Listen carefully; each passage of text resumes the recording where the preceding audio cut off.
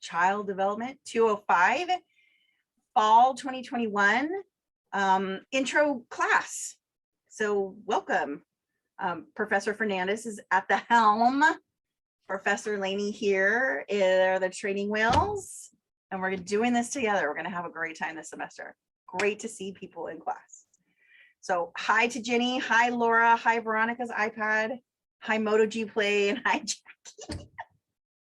And if people join us late, they just join us late. I'll take off the waiting room so people can just pop in when they want to.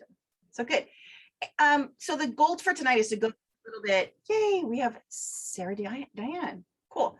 The goal for tonight is to like go through Canvas, go through the syllabus, and kind of go through chapter 1. So we have a lot to do in 90 minutes.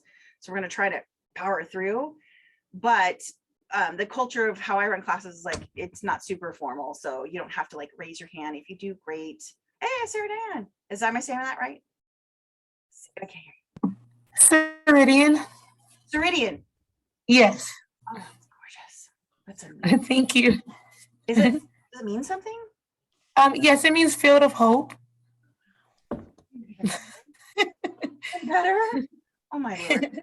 Even better. So again, welcome. We're just going to go over again syllabus, class, and chapter 1, but it's a lot in 90 minutes. And so typically classes like online classes are 3 hours a week, and I've taught this as a 3-hour face-to-face, a 3-hour online, and it's a little rough. So we are expecting you guys to do a lot of work on your own, which is great because this is an upper division class. It usually attracts people who have some sort of understanding of special needs. Or has some experience in the field, or maybe with a family member. So always open for questions. You don't have to raise your hand, just jump in, whatever kind of situation. So any questions so far? Goals and things we're going to get done tonight. I'm going to let Professor Fernandez say a few words. I'm just excited to be here. I'm excited to work with all of you. This is my first experience teaching at the college level. So I am beyond more nervous than any of you, just so you know. But I'm super excited. I've been in the field of special education for 25 years. I run a clinic. I am a BCBA. So I've worked with thousands of children, yes. Thousands of families.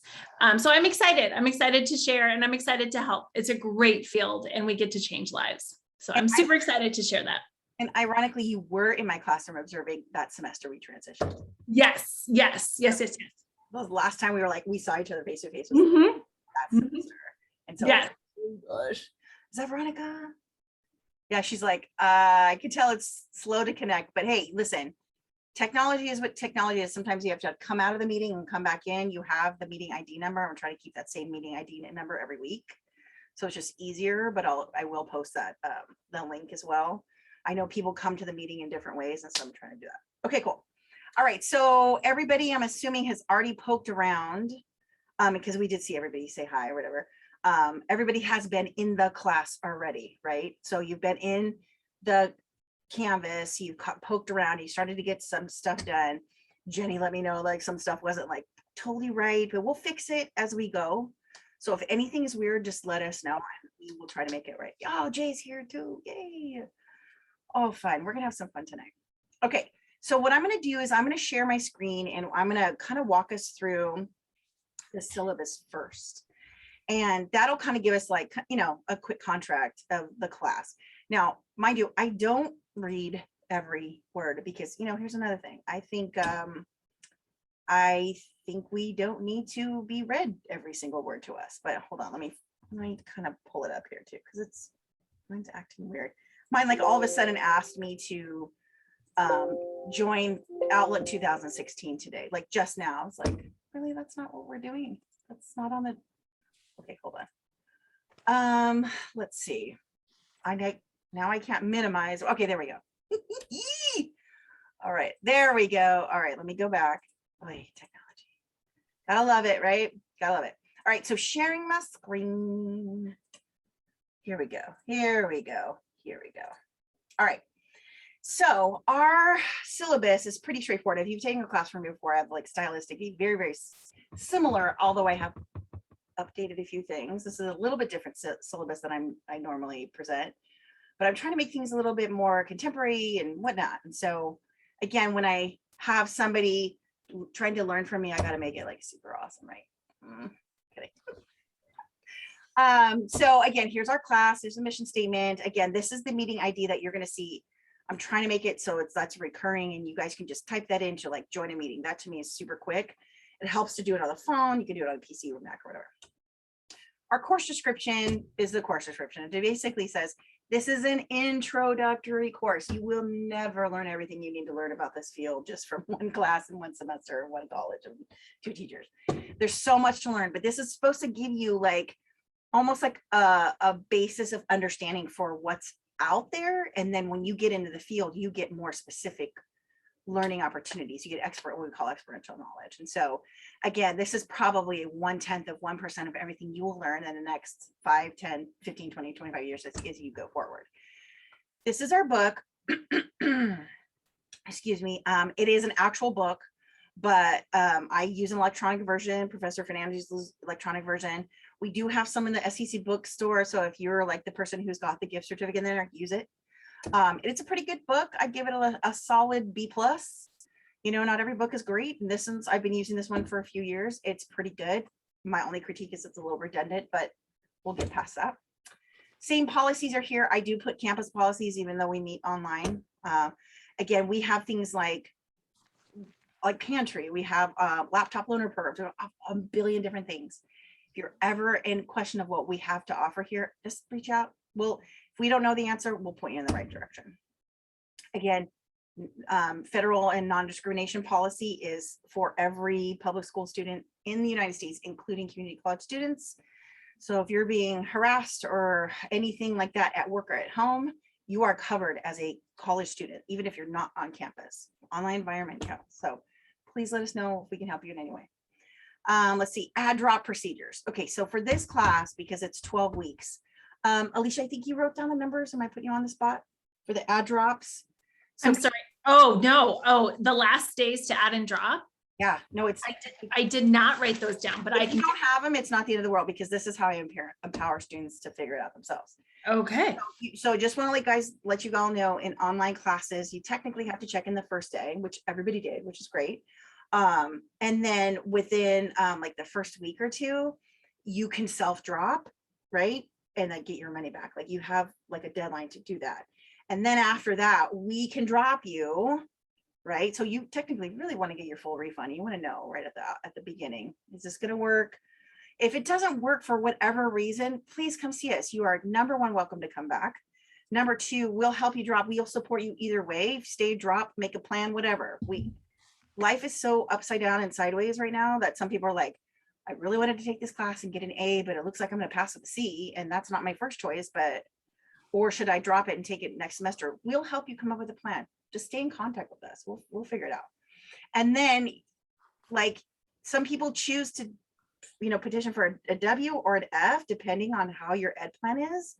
I know a W is pretty flexible here. Like we'll let people drop. You won't get a refund with the W, but sometimes people want the F so then they can retake the class and like basically override the F. It just kind of depends. See your counselor. And I do have information in the prep module on who our counselor is. If you're not sure, ask us. We'll point you in the right direction. The concept here about academic dishonesty basically says, don't do it. Not worth it. Like I'm on the student conduct committee. So like when people cheat and like I have to sit there and talk about it, like I will report it and then it goes on your transcripts. It's this whole thing. It's just like super not worth it. Don't do it. Plus I set up the classes to where it's synthesis and opinion. So you do not have to cheat. So if I ask you about what technique you would use with this child, there's no research that you need to go do, right? You don't need to go cheat to find that. I'm asking your opinion. So if your opinion exists on the internet somewhere, that's amazing. I doubt that it does. So just be you. We're not asking you to be a, research paper. That's not exactly what we're doing here. So for us, contacting us, inbox, Canvas, 100%. Fantastic way to get a hold of us. And if you guys have seen so far, if you put a message in there, one of us responded to you within a day or the next day. Yeah. So we're on it. so when you have two professors, you get like double eyes, which is beautiful. Cool. We don't grade attendance and participation, but we can tell inside of Canvas whether you are participating or not. And we do like let a few things go because our late policy is pretty flexible.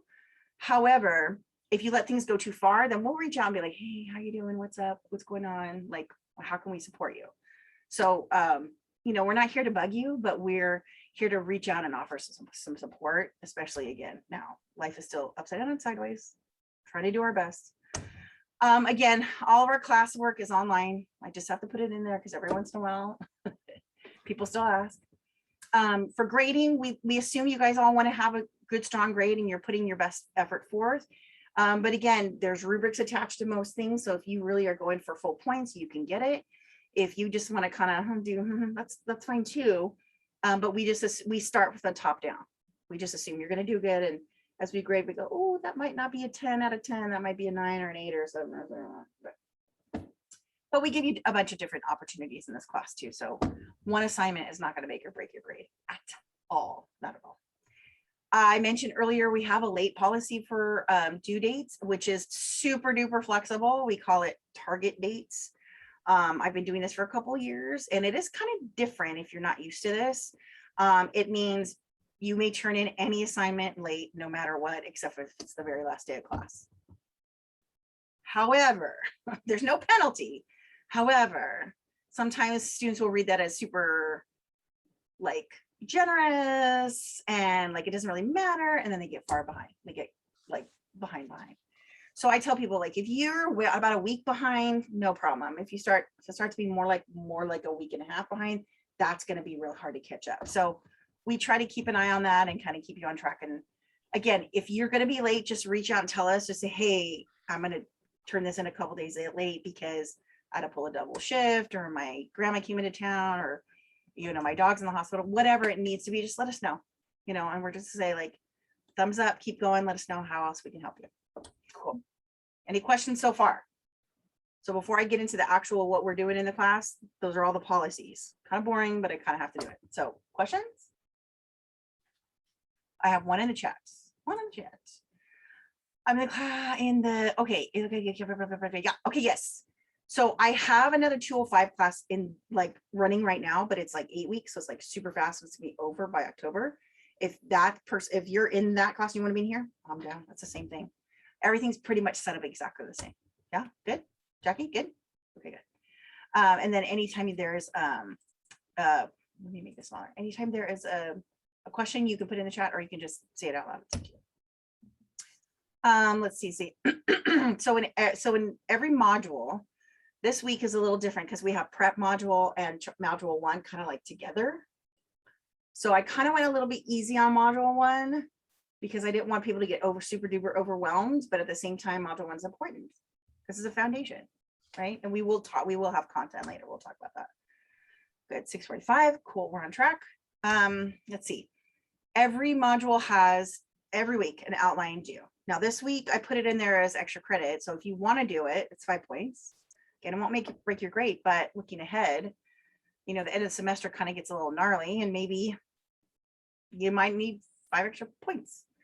Now I will go through in Canvas what like the outline needs to look like. And I did put a big explanation in there. Like, you can do an outline in any format that is comfortable to you. We also believe in, if we're talking about special needs and we're talking about full inclusion and different types of brains and neurodiversity, we also allow for different forms of expression. Okay, I'm not just talking about different ways and different students and different brains and different bodies. We're allowing for that. We're modeling that. So when you guys become teachers, you can keep that in your mind as well. Nothing ever has to be like one way. Like, I'll give you a rubric and I'll, you know, give you like guidelines and whatnot. But if you want to have some creative flair or do it in a different way or a different format or use different technology, of course it's going to be a yes. Just let us know ahead of time. So for outlines, you might see notes. The word notes or outlines, I use those interchangeably. I'm just looking for like 2 pages, equivalent of 2 pages per chapter, right? So the reason I do it is a lot of people just weren't doing the reading. And again, some people like to handwrite. Some people like to type, some people like bullet lists, some people like Roman numerals, some people want to do a creative like mind map or Cornell notes or Zentangles or whatever makes you happy, go for it. But I say, if it's handwritten notes, it's like 4 pages. If it's typed, it's 2. And if it's like a mind map, it's 1 with color. So there are some guidelines you'll see when you open this actual assignment. Every week has a discussion board. In the online environment, we're mostly required to have those. What we try to do, and Professor Fernandez is like super duper excited to like help facilitate those conversations, because we don't see you in the classroom. We want to replicate these conversations. And so, and again, industry expert, amazing, super lucky. Jackie's like, wait a minute, I want this class now. We can talk about that. I don't know about that, but and then the personal reflection journal is kind of at the end of the module. Now, some weeks are doubled up. So like next week, it's 2 and 3 together. So it's a lot of work. However, not every week is that way. So we have to kind of double up where we double up, or else it like triples up at the end, and like nobody has extra time in their hands at the end, right? And I also kind of like put the calendar to kind of be mindful of that Thanksgiving week, even though we have like 3 days off.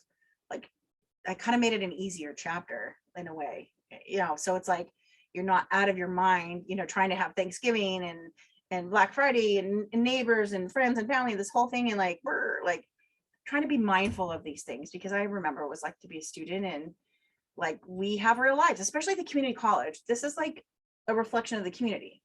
Like our community works, and goes to school and has a life and has kids and has jobs and has taking care of their grandparents and whatever. Like we have stuff going on. So we course design with all these things in mind, and hopefully it's not a one size fits all. It's more of a choose your own adventure. Yeah. If that's not then I complete mixed metaphor. Okay. So at the end of the module, there's a personal reflection journal. So like next week, there's 2 notes, 1 discussion board, 2 reflections. So I did kind of put those together. The reflection is in 3 parts, and it's 5 points each. So it's for a total of 15 points. And Laura had asked a question like, where is chapter 1 reflection? Well, I wasn't going to put it up. And then I was like, no, it's on the syllabus. So it's in the module, and I'll show you later. But I took the points off. So if you want to do it, you have 15 possible points, but it's all extra credit. So your notes are extra credit for 5 this week, and your first reflection is 15 extra credit. So let's see what you got. Again, optional. So the reflection journal is in 3 parts versus like, what did I learn this week? Give me 5 to 10 sentences, because different things will stick out of the chapter to different people. Yeah. The second part is show something else, because I put a ton of resources in every module, but those can also spark another rabbit hole or like another journey. Plus there's a bunch of things out there that I don't get to see, because I'm behind a desk all the time now. I'm kind of like not seeing what's fresh and new out there. And so if there's a podcast or an article or a song or anything that kind of connects to what we've learned in that particular module or chapter, share it. Make sure you put the source or the link or whatever, so we can share it. The last part of that reflection. So this is what did I learn? What's new? And how will it apply to my world? Like whether right now you're working with kids, or you're working with kids in the future, or you could use it at home, or you could use it like when you see your cousin or whatever, when you're volunteering at church or whatever. How can you use that in your day-to-day now, or maybe in the future, or a combination of those? So 3 sections, about 5 to 10 sentences each, and then I'll garner your 15 points. Cool. And then I did add something new, a feedback survey. Keep, toss, or tweak. If this is like weird, lame, sad, dire, whatever, if you want to give me, it's 100% 0 points. It's 100% extra credit every week, but you can earn up to 5 points. So it's nice to hear feedback, because I feel like as this class is getting more and more polished, I want to see what I'm again missing. Sometimes what it's like, you're doing things a certain way, and then you don't even see that you're missing something. So between students giving feedback and Professor Fernandez going, okay, well, maybe we should do this different. We're going to make this the best class that we possibly can. So we have 3 assignments in this class, which is really, they're spaced out based on the syllabus. And again, I literally print out my syllabus, so I have it, and then I keep the calendar, and so I have it. If you need to do that, please do. I mean, I'm still handwrite things and like to have actual printed books and all this stuff. So it's okay, you know. So our assignments are, we will have a film analysis. We're going to find something that has a person featured with a disability, and we'll ask some questions within there. A public service announcement is almost like a mini little PowerPoint presentation about a certain topic, and we'll have more details on this as we go. We didn't want to overwhelm first week. Choice board is, I'm going to give people different ways to express. Now I'll show you back here. We have 3 things that we have to measure in this class called student learning outcomes, which is page 1. Look how important it is. It's right in the middle. So recognize various exceptionalities. So this is where you're going to have a film analysis, right? Evaluate the role of history in society when it has to do with our educational system and how we treat people with neurodiversity. This is the choice board project. Lastly, collaborate with families and community. We're going to do a PSA. So these are the 3 student learning outcomes that we measure, and these are the 3 assignments that are connected to that. So I'll roll those out maybe next week so we don't get overwhelmed. So, and then lastly, each week has an assessment, quiz, and each unit has an exam. Now our book doesn't really talk about units. I just kind of broke it up that way. So it's 1, 2, 3, 4 is the first unit, and you'll see it in the syllabus. 5, 6, 9, 11 is unit 2, and I move those because they tend to be more common. So we're going to see learning disabilities, speech and language disorders. We're going to see physical disabilities and intellectual disabilities, things that are way more common in our society that we might already have exposure to. Then unit 3 is the one that people kind of come to the class for, which is ADHD, autism, emotional disturbances, and gifted. So like I call that the quirky one, the quirky one. And they're fantastic. There's a lot to learn in there. And then the last unit is only 12, 13, 14, which is nice because our semester kind of ends off a little bit less. And those are the more, so 14 is low incidence or very like more rare issues that you see in school. And then 12 and 13 are low vision. And the other one is the deaf community. So things that like that last unit is for like very, very specialized teaching. And so the class to me kind of moves in a way that's somewhat logical, I guess. It's logical to me. So again, I will remind you when we do go out of order, because sometimes we're like, well, wait a minute, what do you mean 5, 6, 9, and 11? I will remind people because it is a little funky. So I did put like a summary of the points, and you know, we do have extra credit here. Oh, sorry, quizzes. Every quiz in its chapter, it's 10 points. I took off all the chances and I took off all the time limits.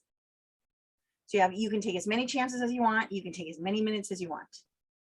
To me, quizzes are a learning opportunity, even inside of a quiz. I'm not here to like hammer you down, because if you went to go work at Alicia's clinic, you'd be like, but I got a 10 out of 10 on that quiz.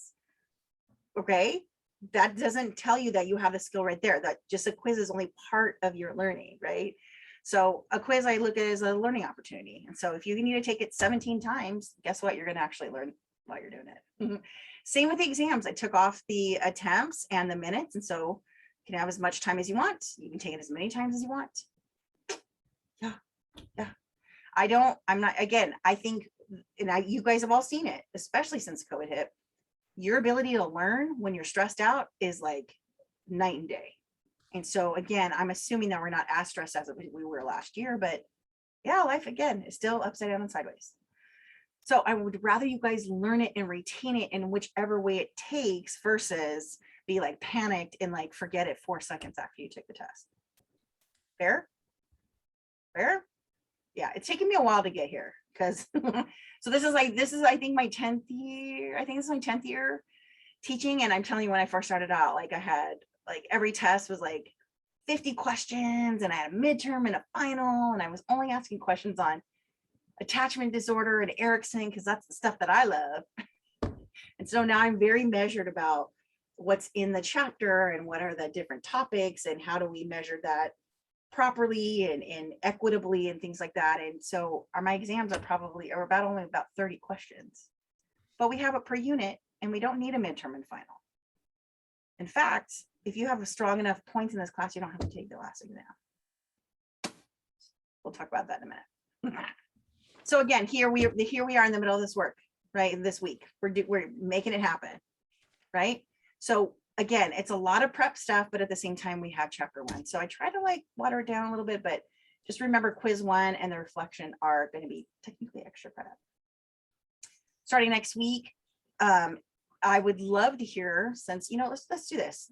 I would love to hear from, I'm going to stop share for a second. I would love to hear from the gallery. I normally open the modules on Monday mornings at 8 o'clock. For my other 205 class that I have this semester, I gave them that option, or like a vote. Would you like the modules open on Sunday morning?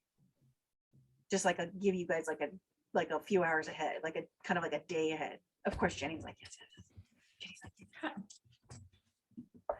I mean, you don't have to start it till Monday. I can still put it up on Sunday. Does that work? Does that work for you guys? Okay. Yeah, because I feel like you guys are like busy professionals and a little bit extra time wouldn't hurt. So do you think we can do that? Yeah, Alicia?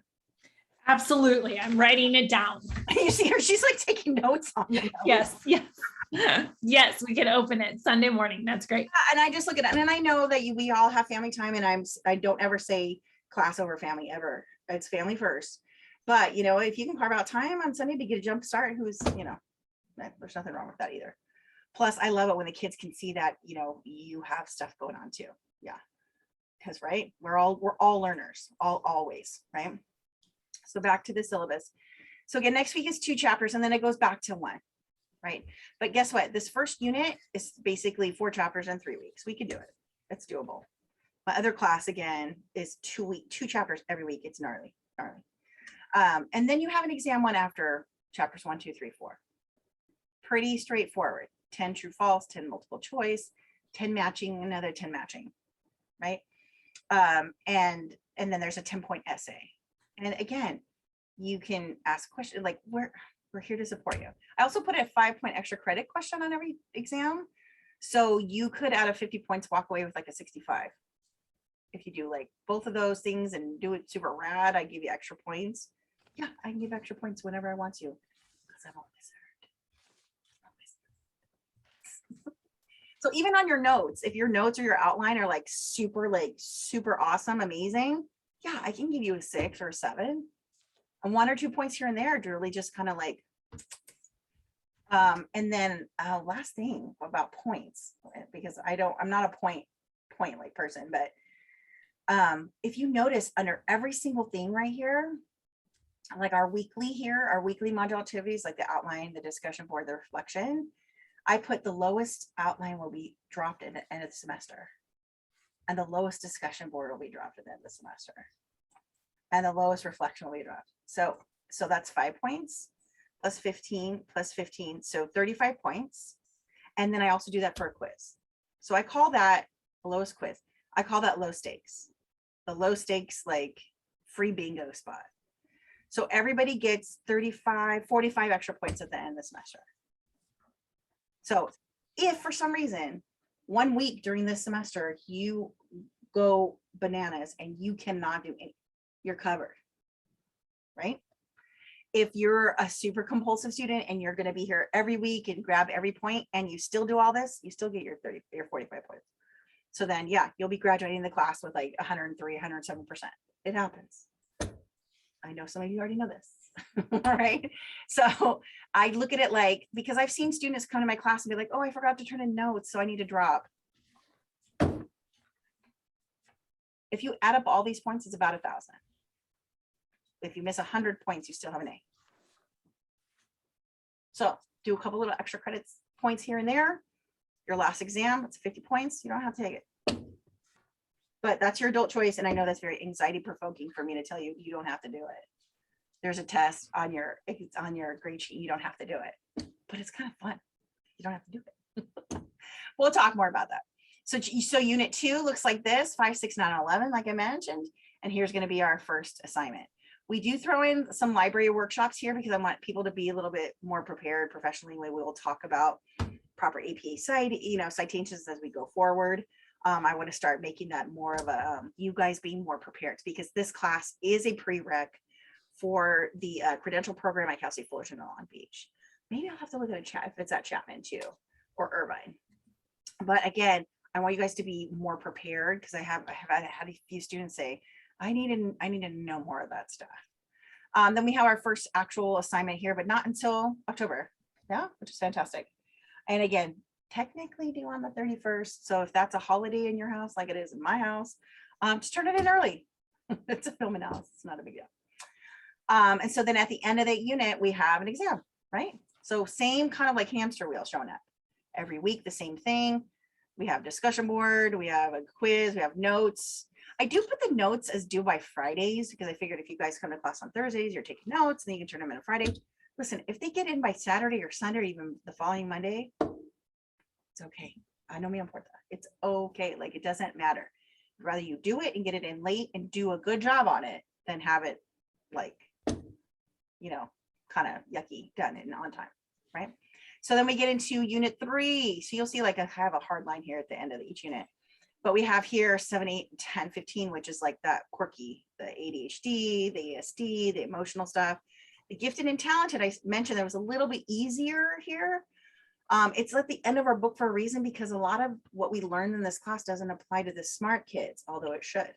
So I kind of opened it up a little bit more. And again, I took off the discussion board for that week completely. So take a breath, but we'll still have a quiz and a reflection, right? So in an exam. Yeah, so if you want to do your exam early, great. If you want to do it late, that's fine too. Again, we're here to make this again doable, even in the middle of all this. So we do one last double up here right after Thanksgiving. But these chapters are kind of interesting, kind of fun, right? I just love the deaf community. And then it talks, yeah, there's a lot due here. And then we'll have our PSA here, but I'll give you instructions on that early. So if you want to turn it in early as well. So again, another thing here is that if you're one person who needs to really jump ahead, start doing your outlines, your notes, and hold on to them until the module opens. And then, I mean, you could work on chapter, like everything 1 through 15 right now, if you wanted to do that. And then we end the semester with putting in Portfolium as kind of a summary of everything that we have. Now, speaking of that, Portfolium, we do have a training session coming up for Portfolium, and I'll send out an announcement. Our career tech division here has somebody who's in charge of getting us jobs and getting us out in the field. And Portfolium is #1 owned by Canvas, by Instructure, and it's almost like LinkedIn. So if you're familiar with LinkedIn, it's like where you can put all your jobs. But this also is like where you would put all your classes. It's pretty amazing. So we're going to upload all of our stuff to Portfolium. So when you move forward to your next classes, or you're applying for a job, or you're interviewing, you would say, not only did I get an A, but this is my body of work. Because I don't know about you, but like, you know, like you've taken a class and the teacher was really easy and you got an A and it was like, oh, that was no big deal. Or you took a class and the teacher was really hard and you got an A and you're like super duper proud of it. Well, the same thing applies where employers are saying like, oh yeah, so what, you got an A. Was it an easy A? So now you could say, here's my work. And that Portfolium is electronic, it goes with you everywhere. Yeah, so we're trying to, again, look at students in the classroom as workers, also at the same time, workers in the field. Make sense? Okay, so 7:07. Okay, good. Any question? Oh, and there's some chat here. Let's see. Let's see. Okay, Veronica says, and what happens about the book? I will receive it until Monday. Okay, so yes, Veronica, so people, that's why I go easy week 1, sort of easy week 1. Because some people don't get the book right away. And so now you're like, I had notes due. I have a reflection due. Get those in next week. Anytime. And then Jenny says, I could send pictures if needed. Yes, please. I appreciate. Way to support each other, you guys. Jenny says, I can do email or text. Just let me know either way. Perfect. Also, I do try to use Pronto. You guys can connect to each other in Pronto if you don't share emails. I don't force that or anything, but it's great to support each other. I mean, because we all need help. Yeah. So any more questions on the syllabus? Because we'll move to Canvas and then so we'll do a quick run through on Canvas and then we'll get to like the content, like chapter 1. Questions on the syllabus? If questions come up later, just put it in the inbox for Canvas. Yeah. Cool. Yeah. I mean, and I know like, again, you guys are like technically upper division students. You've probably been around the block a little bit. I know Veronica goes like, yay. Like if you have anybody, yeah, yay. Hi, I can see Jay in there finally. I've just been looking at my syllabus all day.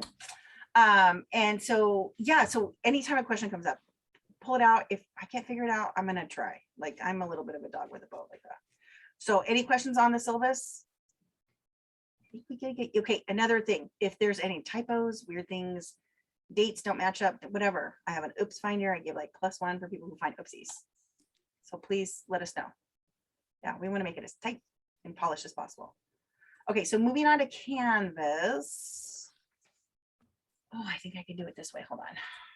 Moving on to Canvas. There we go. Canvas. And thank you to Professor Fernandez for making the cutest. My one friend, she's like, did you make yourself like the fattest you possibly could? I was like, yeah, I did, because like that's kind of where I'm at right now. And I was like, yeah, listen.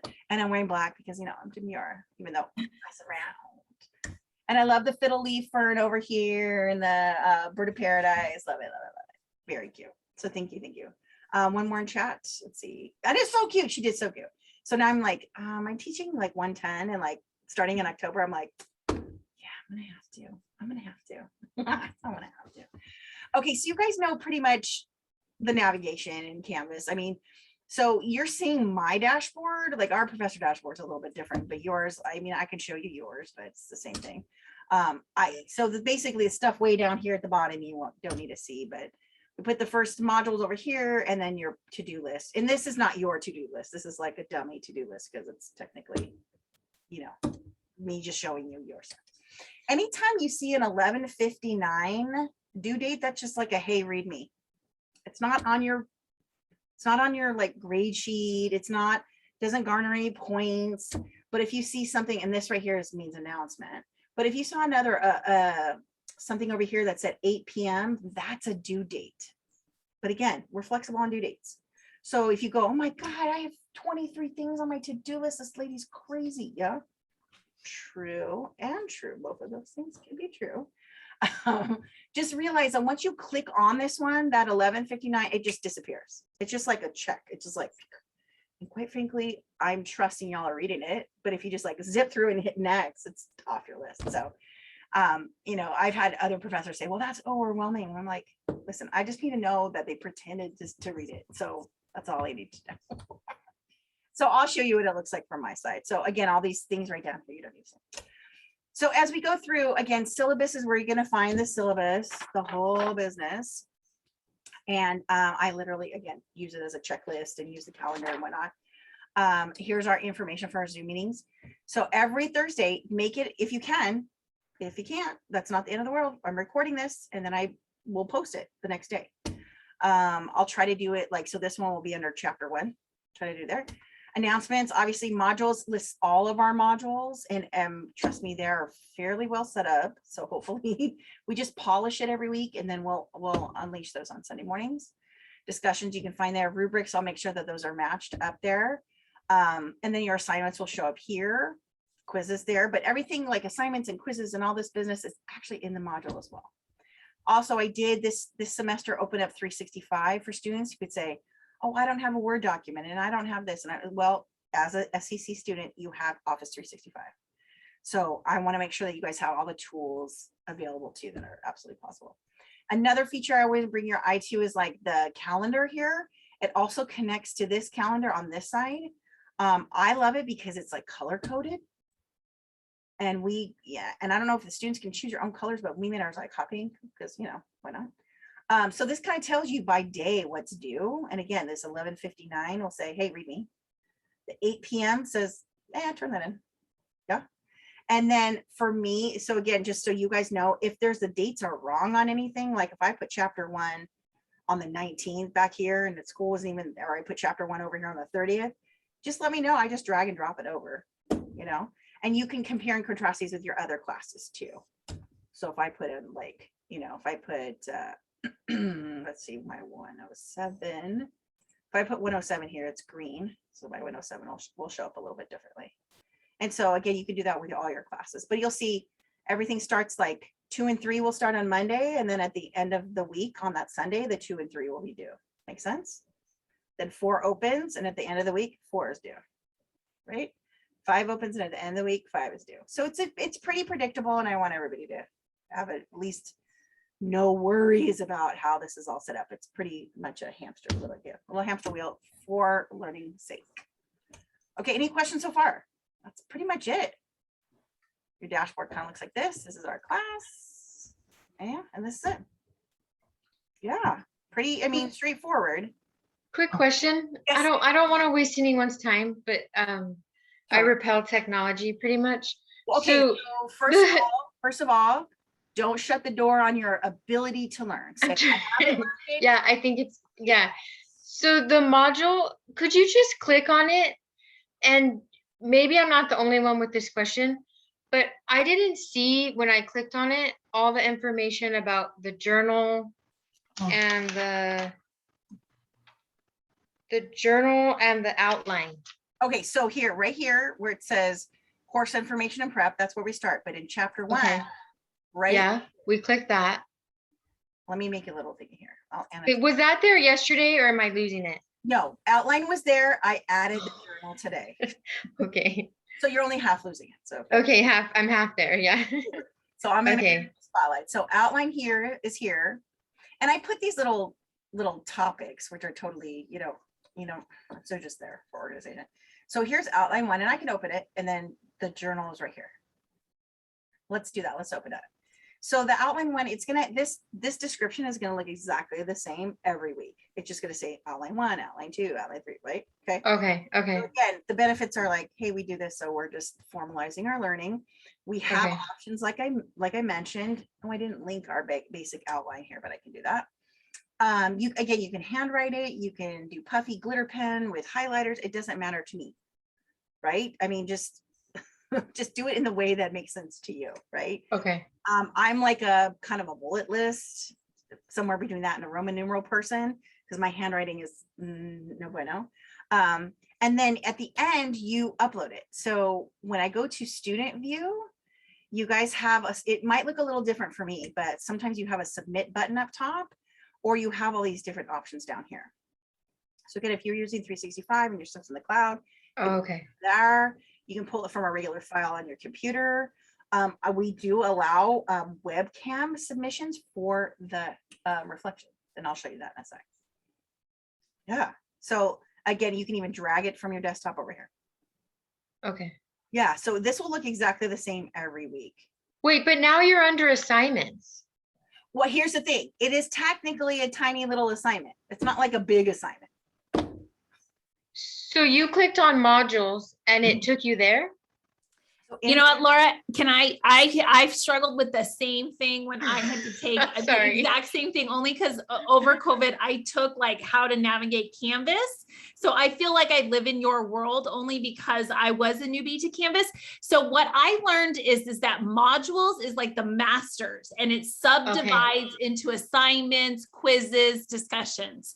So you Okay. can get everything you need from the module, and then you just go to chapter 1. Mhm. Or you could just go, oh, I need to do chapter 1 assignment, and click on assignments. So it's So two. if I clicked on assignment, the journal and the outline are gonna show up? Yeah, so They are. I like how Professor Fernandez said, like, this is the master, like the module. Okay, This is when I was an online student, I would go to the module, and then I'd be like, oh my God, did I miss anything? And then I go to my grade sheet and be like, oh, that's missing. But if I wanted to look at the library, it's kind of under assignment. So every tiny little thing is an assignment, which I think is a little bit weird. oh, see, when you click on assignments, it says right there outlines. Mine doesn't say that. And that's, you know what, it should only have that. It should only have like one little thing. So if you see here, like where this is, where it's green, that means that you guys, Yeah, the rest of the stuff you guys can't see. I'm gonna click on it to see. Yeah, so it's kind of like a little library. I just organize it by, and that's optional by teacher. So I put all the discussion boards here, all the reflections there, but you're only seeing chapter 1 stuff right now. Yeah, so I don't see I see the journal, and the extra credit is gonna be the outline, right? So right now it's Okay. under outlines. Yeah, it says right there. Okay, I- okay, Absolutely. And I just put okay. you'll see number 2 is coming up, but it doesn't say optional extra credit. So yeah, There's like, it's just like a little library. So at the end of the semester, it'll have like quizzes 1 through 15, exams 1, 2, 3, 4. The actual big assignments will be, those 3 assignments will be in there. Module feedback will say module feedback 1 through 15. It'll say, you know, this is that drop lowest I told you about. So it just kind of gives you a library where stuff is, but you don't even have to go there ever. Just stay in the Okay. modules. Stay in the modules. Okay, thank you. I have a quick question. Yes, jump in. For the, I think it was in the module when it explained about the chapter 1, you did say something about us responding to our peers, but I couldn't find it for the chapter 1. Oh, we're not Oh. doing an actual discussion board for chapter 1. It's the prep one. So basically I Okay. put in 1 discussion board a week, even if we have 2 chapters. So technically Okay. right now we're doing a prep week and chapter 1. So I just kind of did 1. Okay. So if you did the Thank you. prep, introduce yourself, put your pictures in, you're good. Make sure Okay, and also too with the discussion board for the introduction, like, can you go over about the embedding the pictures? that right there, I cannot, because Oh. I don't have the same controls that you do. Okay. But I did put a video link in there. Okay. So if you go back over here and go to this part right here, where it says personal pictorial introduction, click in Mhm. there, and then there's a link to video, like a video tutorial right here, how to embed an image in discussion on Canvas. Okay. Right there. So there's no way I can do it because it gives me completely different controls. Mhm. Okay. Right. So push yourself. And if you guys, if anybody else in the class has tips on that, please help each other out. It's a little funky, but it is a skill I need you to build for the future. And then other online classes same here too. Yeah, it's a little funky, but you guys can do it. I believe you. Last thing, like Laura asked, anyone else? Again, this is the reflection journal. I did put this in today, like maybe around 6 o'clock, like recently. I put it as 0 points. It has a max of 15. So here's your 3 sections. What did I learn? 5 to 10 sentences right here. Find an additional resources. Give me 5 to 10 sentences on it. I don't care if it's a TikTok video. Tell me why it's important. Yeah. And 3, so what are you going to do with this information? And then I give you some ideas here, right? Suggested resources.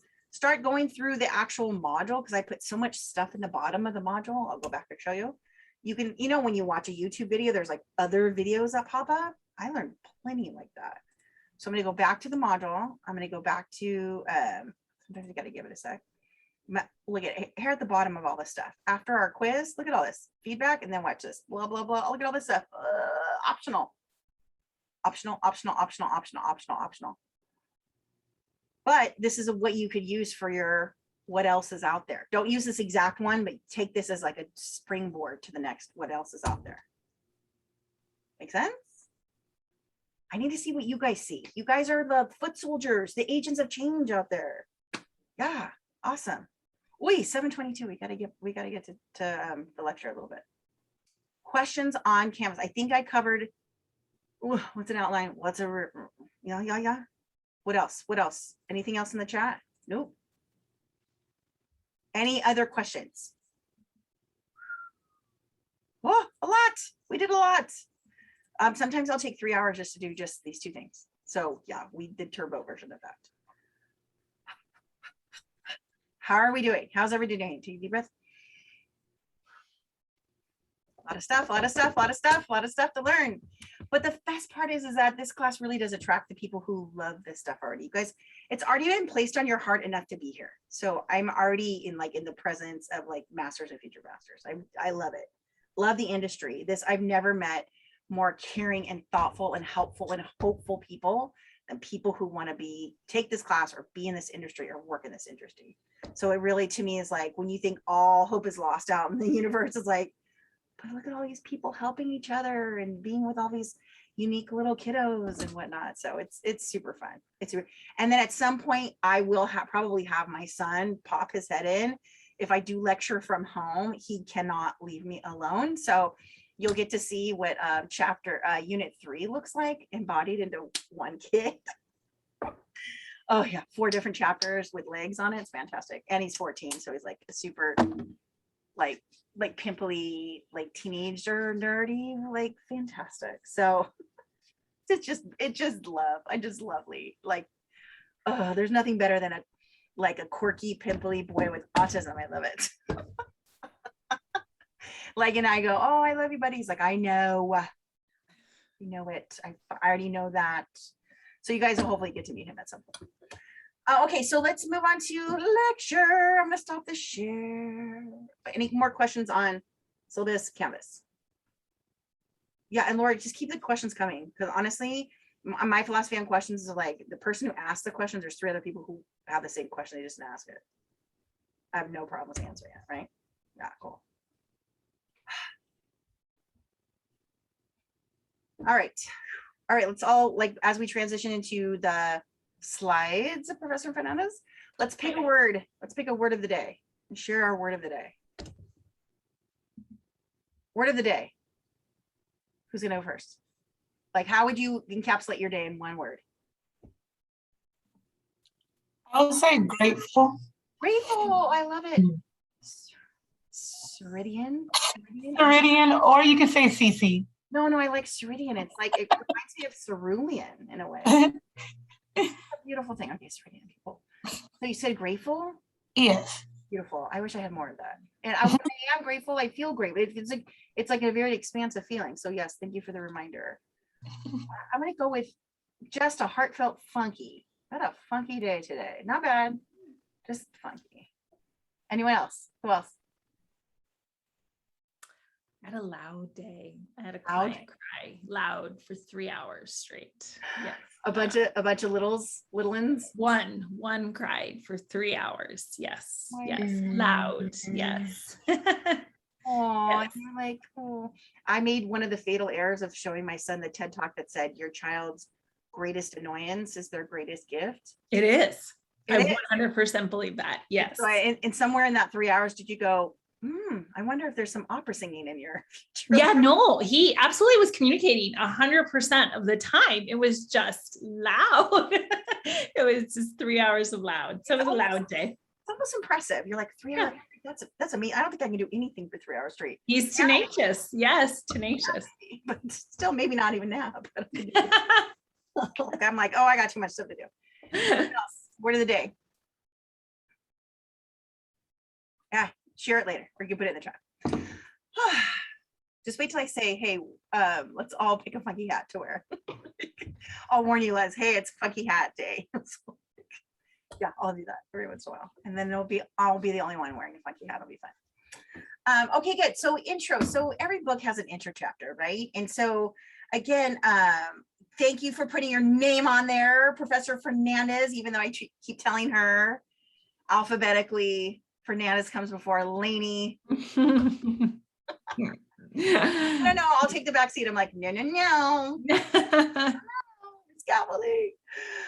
So yeah, you can just keep going. So again, my biggest critique of the book is that it just kind of gives you an outline of the chapter, and then like it redundantly says it again, which is a lovely thing, but sometimes whatever. So yeah, keep going. Yeah. So here's the thing. Okay, this is culturally, like, I have to stop for a second and talk about shared language. The class is called Intro to Special Needs. I was trying to explain this to my chair today. It's like, when you're in the industry, you don't necessarily like the term special needs, because technically special needs is a program in the educational universe, and we will learn the difference between the language of people and the language of programs. So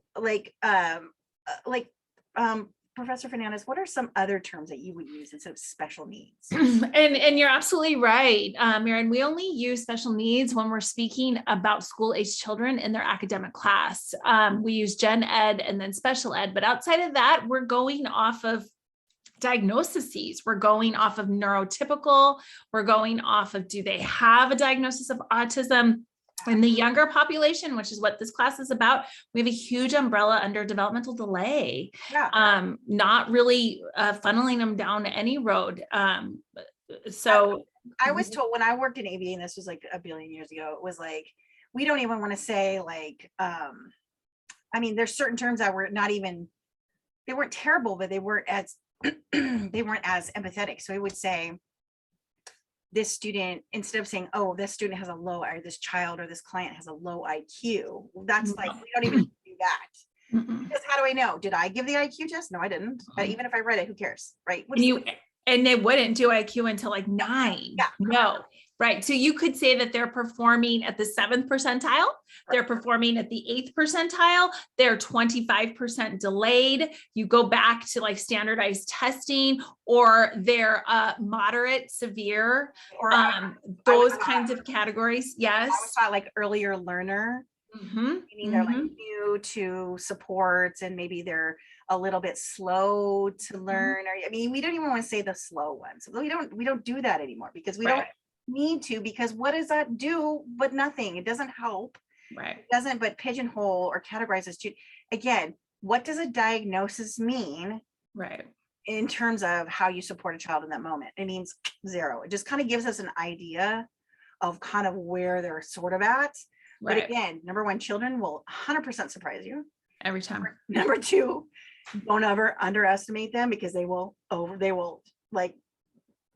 show you something. The second you underestimate them, they will show you something you weren't prepared for.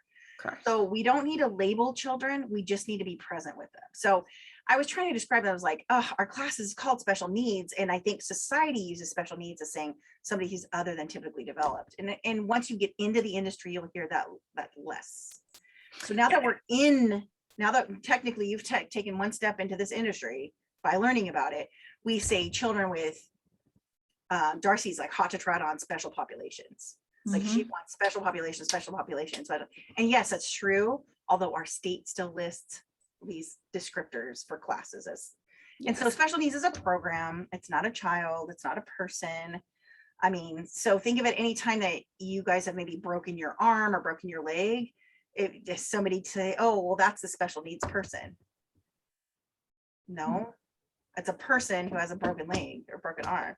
So again, we'll talk more about this. So our culture, and I try not to go too far down the rabbit hole, is like, this is like the Matrix, people. I'm not gonna lie. This is like, if you haven't seen the movie, they basically, the guy has like the NyQuil and DayQuil in the hand. He says, if you take one of these, you'll see the world as it really is, and you'll never be able to go back. If you take the other one, you can stay blissfully ignorant. So of course, you know, the protagonist takes the one where you can see the world actually how it is.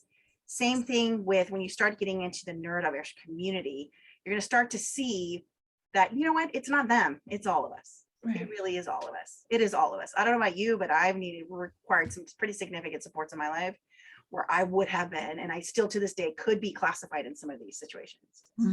Yeah. So there's this thing, it's like, why are we saying it's all them? It's all of us. There is no normal. There is no normal. No. And I do think that there are different hats you wear depending on, especially when you're in the field. If you're coming at it from a teacher, if you're trying to, you're giving, you're working off a diagnosis to have a jumping off point that gives you, you're going to move up and you're going to move down. So then you use that lingo versus if you were using the lingo with their parents, then you're going to use a very different set of synonyms. Yes. So that changes too. Yes. Oh yeah, absolutely. Yeah.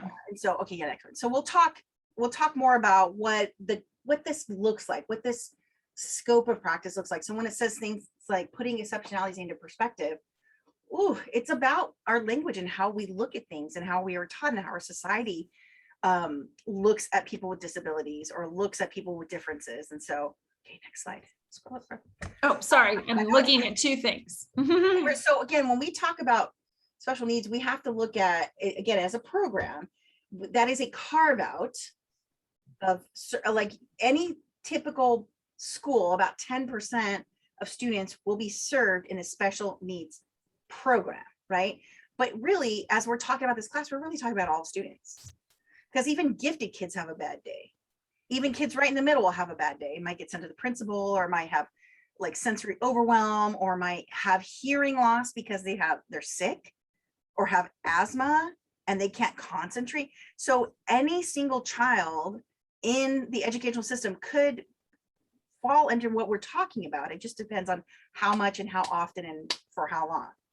So again, there's a lot to consider, but we have to look at the whole scope as we're kind of comparing and contrasting again. What is a typical learner? What does normal really mean? Like, I still don't know what that means, right? Okay, so next. So again, the funny thing is that even this book talks about the demographics of the typical like special education person, like in the program. COVID has changed those numbers completely. Stress and trauma and loss has created a bigger strain on the program. So what children are showing or presenting as needing more help for, we're seeing wider presentations and deeper presentations, and more students are more effective and whatnot. So again, anytime you see a word with an equal sign, that means it's a course term. So in your notes, maybe that's where you know to get some sort of definition in there. I don't need to read to people. I'm assuming people don't need me to read out them. And we all know what socioeconomic status is. Like there's people who have more income readily accessible and some people who don't, right? And a lot of times that does put a strain on programs and how children are served. Sadly, we have a set of federal documents and guidelines and laws that need to be followed, but sometimes that looks a little bit different depending where you're at. Yeah. Next thing. I could just add, Marianne, from the book I read, I was blown away. The demographic for preschool was a 700% increase in the last 8 years of participants. And that's pre-COVID. Yes, that's just from, I think it was 2012 to 2020. A 700, it was a little over 700, but that just tells you so much about this exact age. If we've had a 700% increase. The need is there forever and ever. Yeah. It's there forever and ever. And again, our schools look totally different. We're still having like immigration conversations, and and then we'll talk about in chapters 2 and 3 about just because somebody's from a different country doesn't speak our language does not mean that they need to go into special education. It's really interesting. There's huge issue. Yes. So sadly, but truly, foreshadowing includes there is sort of racial stereotyping, and yes, yeah, that comes in. We get a lot of language delays, and we're delayed. They completely understand. We're just not speaking their language. Yeah, so keep going. So this graphic's not as great as it could be, but as we're just to show you here that the dominant white culture is no longer the dominant white culture. So we really have in our best interest to just assess students for who they are. It doesn't matter where they came from, what they speak. We have to look at how they're performing right now. We call it current level of functioning. And again, like Alicia said, like later it's going to be greater, and later it might not be so good, or some of these skills grow and some of these skills low, or like so. And again, if any of you've been around children, like they're never the same thing on 2 days in a row. They're just never. So we have to start with grace and understanding scope of just the brain, how it's trying to do its best. And today is weird, and the weather was different. And I tell you what, when the winds kick up, Alicia, I know your school is going to go nutso. Like, and the moons. Yes. Like the rain's not even as bad as the wind. Mm-hmm. Like, and who knows this stuff, because you just got to be around these little ones to know. And the same thing with adults. We think we have it all figured out. Well, the winds are going to go up our nose, and then 3 days we're going to have the snowballs and be like, why do I have a snowball? Like we all are doing the best that we can, but we have to sit back and have a scope of where we starting, and almost like looking at like the game board. If you're going to sit down and play Monopoly, are you going to put 3/4 of the game board out? No, you're going to put the whole thing out and be like, okay, what are we doing here? Mm-hmm. This is how we do it. Yeah. Next, thank you. And then again, students who are disabled or have disabilities or present with challenges don't always qualify for services. So that's an interesting thing. Just because you have stuff that doesn't mean you qualify. Or you might have stuff that's temporary and it might goes away. And like maybe you qualify for some of the supports, but not all of the supports. And so again, just as people are different, the actual program is again a little bit of a choose your own adventure too. So next. That's a huge issue. Yeah. This is a big one. This is like the ABCs of special education right here. This question will be in some various form in little pieces here on out for the rest of the semester. There are 13 categories defined by the federal government, IDEA. IDEA is the big one, right? So if you guys have heard ADA, Americans with Disability Act, IDEA stands for anyone? Individuals with Disabilities Education Act. ADA is this big umbrella of the United States that says we believe it's right to help people with disabilities. under that umbrella, there's this carve out for that says, we believe that people with disabilities should be educated properly. And this is where that goes down further and says, well, we have identified these 13 categories in which people would qualify for supportive services to create an equitable learning environment. That is it, an equitable learning environment. Because we don't separate people. We try to get kids in with their most typically developed peers as much as possible. Because we know when they see their peers doing maybe some skills better than them, some skills less than them, they can learn from each other. It's like learning in a fishbowl. How many times have you guys, this happened to you where you tell your kids or you heard it from your parents, some grain of wisdom and you're like, unbelievable. My parents are so uncool. There's no way they can be right. You hear the same thing from a friend or even a respected teacher and you're like, oh yeah, totally. You're so wise. It's the same thing. Kids learn from each other. So the goal is to have them learn from each other as much as possible. However, IDEA, these 13 categories, some of them are very, very clear. Now, these are in alphabetical order. These are not in any other order than just alpha order. Autism, clearly, that's the newest one. Deaf blindness, those are children who are deaf and blind. So how do you sign to somebody who can't see? Wild, yeah. Deafness or loss of hearing or lower hearing. And people in the deaf community appreciate the term deaf community because it is a culture. So we'll talk more about that when we get there. Emotional disturbance, this is the tricky one because now we're talking about mental health and a lot of people are just so spooked with mental health. And I don't even appreciate the word disturbance. That's just, no. No, okay. Hearing impairment, again, deaf community, I'm sorry. I'm sorry, hearing impairment and deafness, a little bit different, but sort of together. One is like completely deaf, one is like hearing impaired. Intellectual disability, we would call ID. You'll hear that as an acronym. That was when we used to say mental retardation. We do not say that anymore. We do not say anymore. We say intellectual disability. And multiple disabilities are people who might have medical things on top of vision, on top of speech, on top of a bunch of different things together, right? Orthopedic impairment has to do with the body. So maybe a student is in a wheelchair or is missing a limb or has, or anything like that. So orthopedic impairment, the body. Other health impairment is an interesting little category, and I'll come back to that one in a sec. It's kind of a catch-all. Like, what else do we put? Where else do we put stuff? Oh, we'll just shove it in there. Specific learning disability is the same as learning disability or LD. You'll hear us say that. Speech or language impairment or disability. Like, again, you'll hear it with little kids, really little, when they talk with the O's and the W's like that. Absolutely fixable. Absolutely workable. TBI, traumatic brain injury. This is where you will have a typical developed child who goes off on spring break and has a boating accident and comes back and is now receiving supportive services because they had an actual head injury, trauma, and then visual impairment, including blindness. So anything missing on there? You guys see anything missing? Other health impairment would take care of that, wouldn't it? So the funny thing is where's ADHD? Where's ADHD? Would that go into other health impairment or specific learning disability? No, you would think it would kind of go under LD, but no, it's under OHI. It's really odd. I believe that the ADHD will be the next carve out, but be its own separate category. But it's the federal government. It takes a lot to change stuff. So yeah. So next one. So make sure you know these 13 categories. Yeah. And then this one's by prevalence, meaning learning disability is the biggest one. Where people are like, oh, autism is huge. No. Yeah, no. Learning disability, because learning disabilities can look so different for so many people.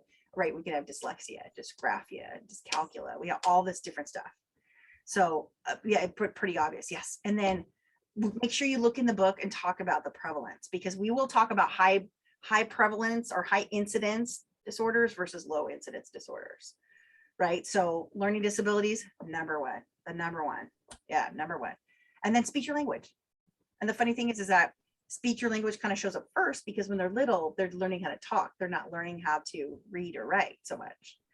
And then when they get in the grades, like K1, 2, 3, then you'll see like maybe the LD, the learning disability, show up. But speech or language is something that we see and we hear immediately, like within the first year or two of life. And so we tackle those things. And so sometimes I think those numbers reflect our early intervention. But look at that. Like, so autism's like number 4. Why is OHI number 3?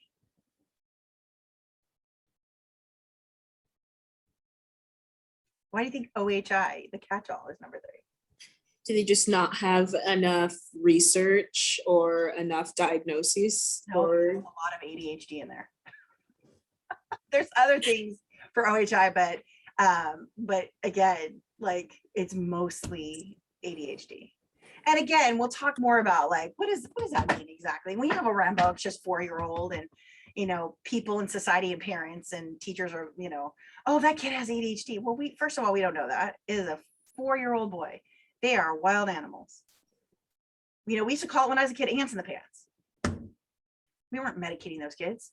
My kid got a prescription at 4. I was like, nope, not doing it. Not doing it.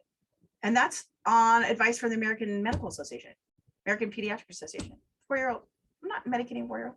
But again, when you have a kid who's the squeaky wheel, that sometimes we want to get the interventions there. Yeah. And we'll talk way more about ADHD too, and how it gets missed in girls, because girls get a little bit less hyper. Yeah, jump in. I think too, this would, if you were to take this and move this more into a graph, you would see that ages would affect this Correct. tremendously. While this is overall, you're going to see like OHI gets higher after a certain age, where like speech and language is probably higher at a younger age. I would say autism is higher at a younger age, where a lot of kids with early intervention who started with a level 3 autism all of a sudden work themselves down to ADHD. Yes. Absolutely. And the earlier you can get in, the better, right? Yeah. And emotional disturbance, you probably won't see until a little bit later. Correct. Might show up as, hyper, ants in the pants, or maybe ADHD. And then maybe it starts getting a little bit more acute or more apparent or more evident. And then later. And again, we used to say, oh, teenagers are emotional. Well, no, we're starting to see some emotional dysregulation issues in children like under the age of 10. Yes. Now too. So yeah, so this is a great graph. So again, our book has like some good graphs in there, but I try to find some other ones too. So hopefully they're good. And if you guys find anything better, put that in your reflection and we'll incorporate those in. Yeah. So next one. Cool. And then again, prevalence, make sure you know what high incidence ones means more common. Now you got it with prevalence, low incidence. And then again, we talked about intellectual disability. Yeah, keep going. Yeah. And then we'll just briefly talk about gifted in kids. Note, go back to the IDEA category, number 8, the number 8 slide. Yeah, where's gifted on this list? nowhere. Nowhere, because the federal government doesn't give all the same rules to gifted kids. In fact, the states are left up to do what they want to do for gifted education. And so not every state has funding. Some states have 0 funding for gifted education. And some states, they make it mandatory. And some states, they make it optional. So again, when we go back to, I think slide 13, 12, yeah, 12, again, that's the reason why they put gifted and talented as 15 and I bring it into the middle, because there's a thing. It depends on where you live. Are you going to get the funding? Are you going to get the support? When I said to my son, like, I love you, like to infinity, he goes, well, to infinity or the approximation of infinity? Because infinity is like over 0.999999999. It's like the approximation of infinity. So it's like this. I was like, but that's how I just said I love you. Like, come on now. And so we did settle on the dog. I could love the dog to the approximation of infinity, and then I can love him to the, like, what? Like, how do I support this as a parent? And like, what are they doing in school about it? So it's a wild thing that like the government's like, they're smart. They don't need the help. But guess what? A lot of crossover. The book noted that just because it is a federal number, they couldn't even give you like the demographics. They said anywhere between 3 and 5% of the population is gifted. So it's not even something we have a good pulse on right now. Not at all. And we're also stressed out. Like the gifted kids are getting totally ignored. Mm-hmm. And by the way, a bored gifted kid is not fun for your classroom. Mm-mm. No, because like they're just causing problems because they're bored. Right.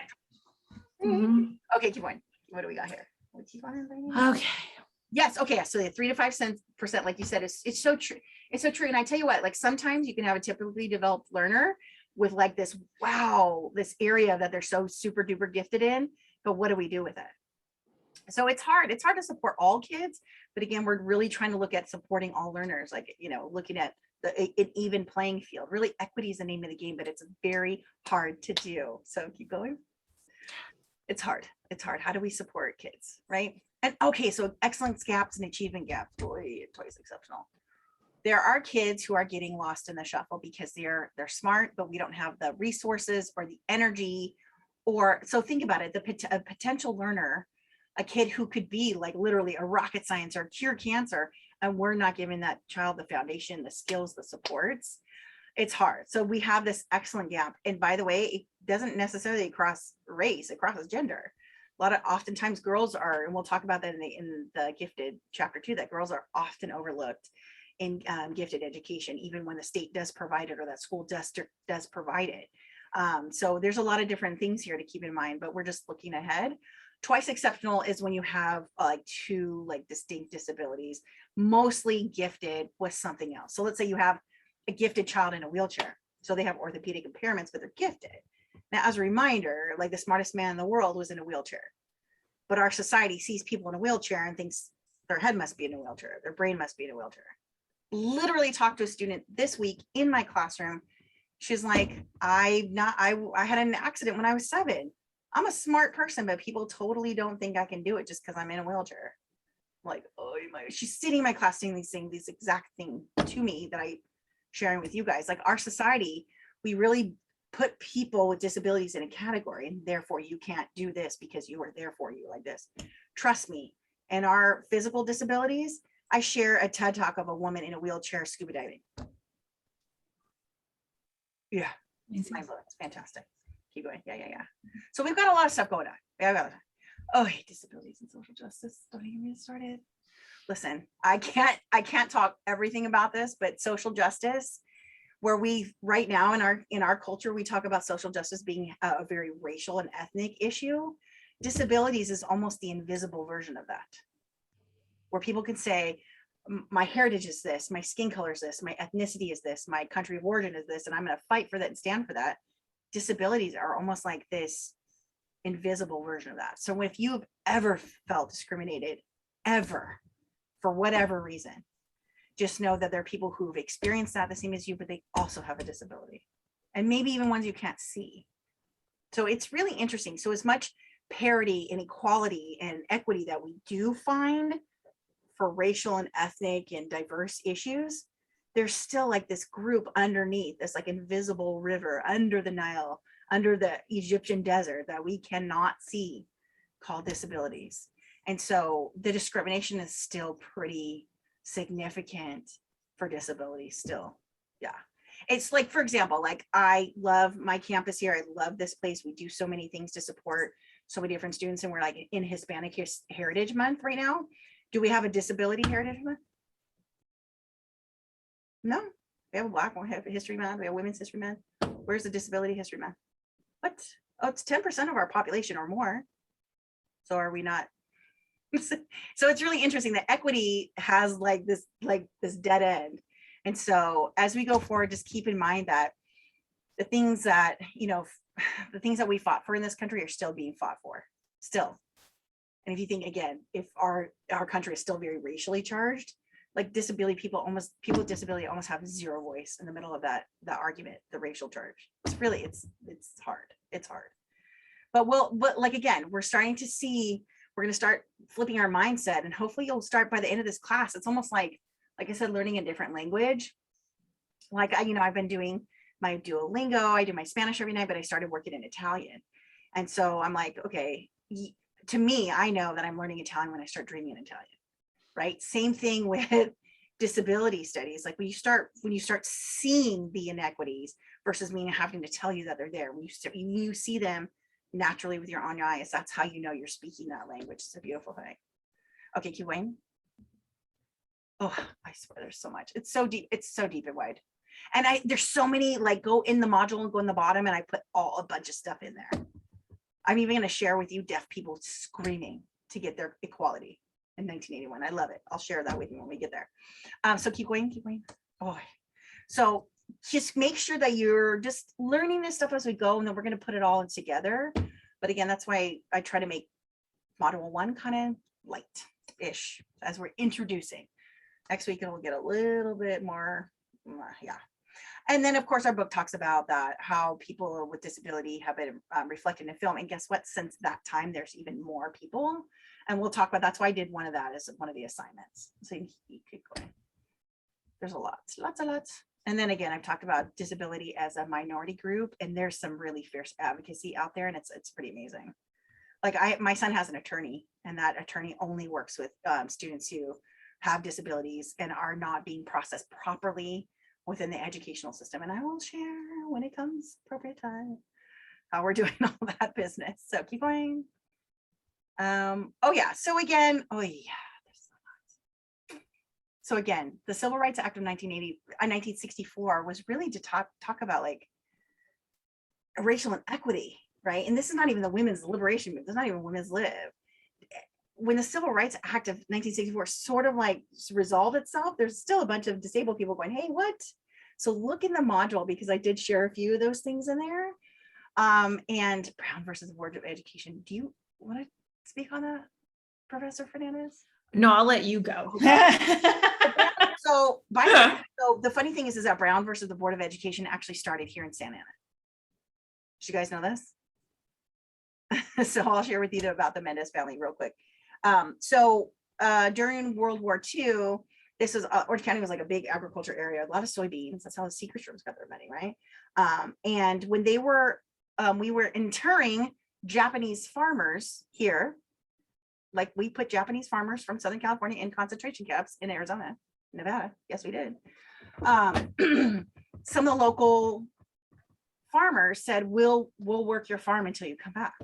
So the Mendez family said to some of the local Japanese farmers, we'll work your farm until it comes back. Like we'll tend your sheep basically. And when you come back, you can have your farm.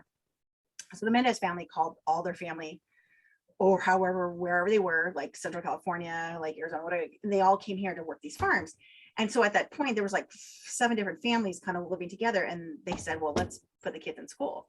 Took the kids to school in Westminster, and Westminster said, no, I'm sorry, we don't educate brown kids. Wait, what?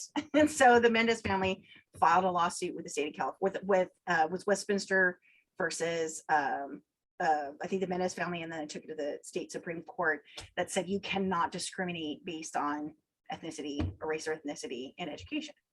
And so that planted a seed for in Oklahoma a number of years later, where a family wanted to educate their child with disabilities. And so Brown versus the Board of Education was an act that became a federal legislation that said people with disabilities are allowed to be schooled. It started here in Santa Ana. And There's a school named after that family in Santa Ana. many schools. And our Ramirez library, it was one of the family members. Our library is named after one of the plaintiffs in there. It was like one of the extended family members, the Ramirez's, yeah. So it's like, it's weird because Brown versus Education is like basically our entire, and then ADA came on that and IDEA came on that. So it's almost like, I didn't even realize what fundamental part that we had to play in this. So it's really exciting to know that it's just because people are different doesn't mean that they are not there, they shouldn't be in school.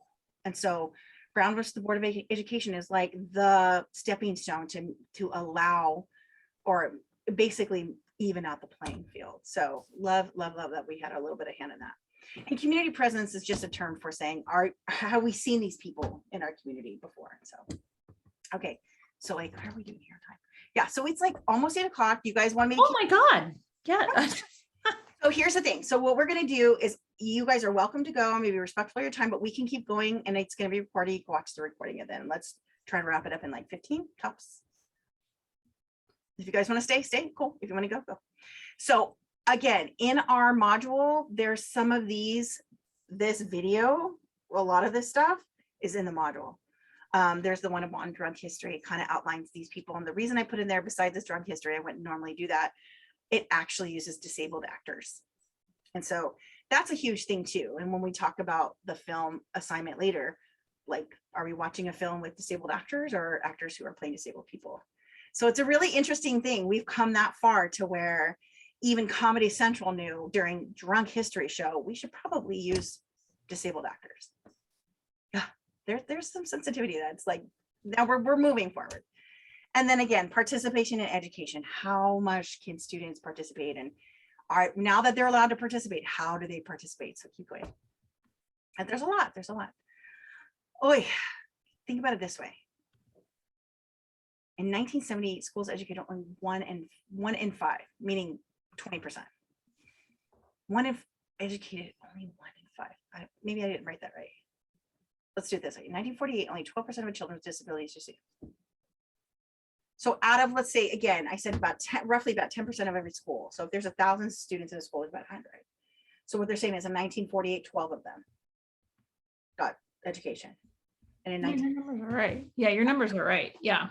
In 1960, only 16 states had laws that included students with even mild cognitive problems. Trust me, on a Monday morning and a Friday afternoon, I have mild cognitive problems. So I shouldn't be educated, like, right? And in 1970, schools educated only 1 in 5. I think it's supposed to say 1 in 5. 1 in 5 students. So if there was 5 students who were identified with the need for supports, only 20% were educated. Guess what? It's pretty much 100% now, unless the parents pull the student out and homeschool. That's it. But even students who are homeschooled are still kind of managed under SELPA. They still have management with. They still have an IEP. Yep, absolutely. So it's not optional anymore. So I tell people, like, it's 1970, that's my lifetime. That seems weird. That seems weird that people weren't educating people properly in my lifetime. What? Yeah, keep going. And related services means anything that's not just teaching, but speech, language, anything like OTPT, related services. IBI in the school, behavior. Audiology, like vision, anything's related that helps a child be able to participate in the classroom. Okay, important to consider where. Okay, now we're talking about location. Where do we educate these students? Are they all just shoved in one classroom? Are they isolated? Are they in a special school? Are they in the main classroom? So keep going. Yeah. I like to, when I think about these, I think to, like, in the 70s, it was like we got the right, but it's taken, and I don't think we're there, in my humble opinion. It's taken this time to determine, okay, so from the right, now what do we make of that? And we continue to evolve that, where it is, who is doing it, how many kids need it, what it looks like. And that's been the evolution of special education. It is, even though we have these laws and these guidelines and these ideas that tell us what to do and where to do it, it's still so specialized per student. And I can tell you, with mother of a student, this kid is different every year, right? And if he's bouncing around schools because the program's not here, but it's over there, blah, blah, blah, blah, it's pretty wild. Like, how do you say this student's progressing based on this environment, or he's best in this environment and he's not best in this environment, and this environment he's good here, but then he could be there. It's really like, it's like a shifting puzzle and shifting sands at the same time. So as we get to chapter 4 and we talk about the IEP, that IEP is really a living, breathing document. Oof. And change everything. Yes. Okay, cool. Okay, people first language. Okay, sorry, go back one. Sorry, 1.6. Oh, making a difference. People first language. This is huge. This is going to be on your first exam. This is going to be on your quiz. This is part of the culture and the language. People first language means you talk of the person first. Again, I used the analogy earlier. If you broke your leg and you were in a wheelchair, they'd be like, oh, hey, wheelchair girl. Ew. Right? Did you stop being a person? Did you stop being a female? Did you stop? Right? Okay. It's like, no, you didn't. You're still a person who just happens to have that disability. Same thing. We don't say the autism kid. Really? Is that the only thing that defines that child? No, right? That would be like saying about me, like the blonde chick. Oh, okay, my hair changes color because I make it change color. Okay. Like, right? So again, when we talk about somebody's disability first, we're putting that as a more important definition of them than their personage. So person first. So a person in a wheelchair or a student who experiences. What are some other examples, Alicia? All of it. A child with special needs, a child with autism, a child with hearing deficits, a child with a speech and language deficit. A student who. Yeah, just flip it all the time. Yeah, you just, all you want to put the noun first and then the descriptor after. 100%. I literally will ask that on your first exam, and I'll say, this is the extra credit question. I will show you a video and say, give me 10 examples of person first language. Mhm. And some people will like not read the question. I'm like, okay, I can't give you the point, sorry. Like, and this is very important. It's the same thing. Again, this is not just them, this is us. Would you want to be referred to as, Right. I have a head cold, so I'm head cold girl. Right. It's a skill for life. It's just, this population makes you have to do it, but we should always be doing it for all circumstances. When you see like a person having a hard day at the Starbucks counter, you can say the person who Right. had an adult temper tantrum, right? So that's still at least more. Right. Or you like say like, the crazy mom. No, the mom is crazy right now. Yeah. Like there's a huge difference in those two different approaches. I still have to say that to myself. Like, I'm experiencing some dysregulation and right now. So it's hard because I'm still your mother. I've like lost my mind right now. So it's a weird thing. It's like, it's a shift of a mindset and a vision, of perspective, right? Next one. Thank you. And perceptions matter. Again, if we're looking at somebody as like less than because their arm is, right? I have to tell you a funny story. I was maybe about 5 years ago, I was teaching this class at night at Santa Ana College. And I had a student in there who shared with me the very last day of class. She's like, well, because I have autism. And I was like, I would have never saw it because first of all, my perception, it was a woman. I kind of like quirky women. I think I'm a quirky woman. And I'm like, I just think it's really cool. And I was like, oh, so yeah, she did wear his same, Beatles Abbey Road t-shirt like every Tuesday night or whatever. And I'm thinking like, yeah, I kind of do that too. So I didn't see anything different. So really like our perceptions, like, I don't even see autism as something that's like, I think it's different, but it's not less than. I just think it's just like, it's like choosing the vehicle that you want to drive. It's still a car. And so this thing, our perception is like, I think again, with, social media and this whole like perception of like, what is the ideal body and the ideal life and the ideal mind and the ideal this and the ideal that. It's like, we're all trying to, I think our society does this, but it's again, more diffuse. And so, by the way, I have a whole analogy later. I'll talk about how the Kardashians are actually de-evolving into like one person. Because they all just like do surgery until they all look like Kendall. And it's really interesting, including Bruce, right? So you're like, this thing is like, come on, like people, like our differences. So our perception on differences makes us who we are, except for if we're all trying to strive for the sameness, that's the madness. So again, perceptions matter, and how we look at deficit is how we define people. And our society does do this. And in chapter 11, when we talk about physical disabilities, I'll introduce you to a couple people that are going to make you think. And we're going to talk about biases in this class. We're going to really dive into what we were taught as children and what our society is still maintaining, right?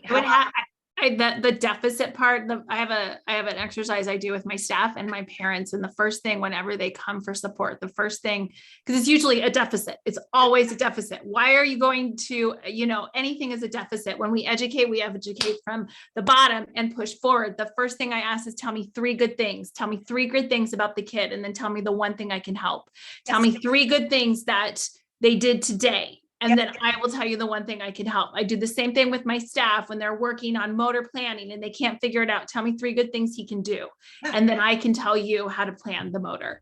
Absolutely. And just in your head to start from that place, and not one thing, because we'll all say, oh, he's got beautiful eyes. Oh, he smiled today.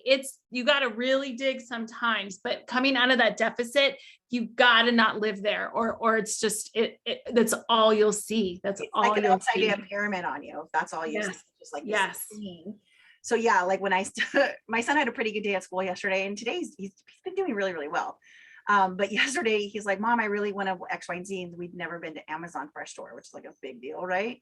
It's like its own little culture in there, and the carts and all this. But literally my 14-year-old son is at the hot food counter, jumping up and down going, they have mac and cheese, mac and cheese, mac and cheese. And like a mom and a 6-year-old walk by and just like stare at me. I was like, hey, it's probably really good. Yeah, who doesn't love mac and cheese? Yes. Enjoy, right? And I was like, listen, he made his bed today. He said, I love you. And jumping up and down for mac and cheese.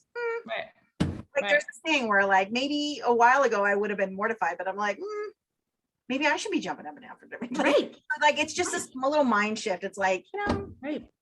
we do. I think our society does teach to dull the joy out of life too. So, yeah. So there's this thing where we do talk about it. Like our society, there's a sociological aspect. Our society sometimes disables people more than they are disabled. Right? Or we have a deficit mindset. Like there's a bell curve of life that we all need to, be at the top of the bell curve, especially American cultures, like be number one and get the gold medal and this thing. And it's like, somewhere in the middle of the bell curve is okay too. Nobody's perfect and nobody's a complete failure, but somewhere like our world is somewhere, but we always do this thing. Like we always want to be here. Why can't we just be somewhere, again, normal or somewhere in the middle? So again, film is a measure of society, is a measure of our culture, a measure of our entertainment. How do we put, I just saw an old clip of Steve Martin who said, yeah, something about like in my first film, I was a poor Black man. And he actually played a poor, like lower IQ, like intellectually disabled white guy who was adopted by a Black family. And so I was like, oh my God, that movie wouldn't even fly. It's called The Jerk, if you haven't seen it. It's so old and dated and slightly racist. And you're just like, that would not even fly right now if we had pulled that off right now. So it's really kind of interesting how things are, how society has film and how things were funny at certain times. And now it's like, no, that's not funny. So we have grown as a society, but we have a ways to go. You going? Oh yeah, deficit perspective, normal curve. Okay, bell curve. So the normal curve and the bell-shaped curve is very similar. It's like a psychology term. It's in our book, and it talks about how the average IQ or any sort of average expression of anything can be measured with the most people in the middle and the fewer people. So IQ, we would say less people up at the top have a higher IQ, less people at the bottom have a lower IQ, but most people are around the middle, which is 100. But we can measure hair length, hair color, income, the size of our house, the cubic inches of our engine, like how many semesters we have under us, how many units. So everything can be expressed on this normal or bell-shaped curve. So again, where are we expecting to be and where do we expect society to exist when statistically or psychologically we're all kind of in this little, almost like a rainbow in a way. And again, a sociological perspective says that societies disable people more than people are disabled. I want you guys to think about that for a second. We support people who are disabled, but we don't necessarily disable people more than they're disabled, but do we? By the way we talk to people, the way we avert our eyes when somebody walks by. Thankfully our society, again, with Americans with Disabilities Act, we have curb cuts, and we'll talk about this in chapters 2 and 3. We have curb cuts and elevators. If you were in a wheelchair in a different country, there's going to be none of those things. Again, the student who talked to me this week, she's like, I'm happy I had this accident here in America, because if I was in Mexico, I would have probably died because I wouldn't have gotten any treatment, let alone the amazing treatment I've gotten here. So it's really this interesting thing of what does our society do or treat, or how do they do or treat people with deficits? And as we go through historical pieces, you'll see the difference. It's kind of wild. So now, And I think society, we still have some work to do with our perspective.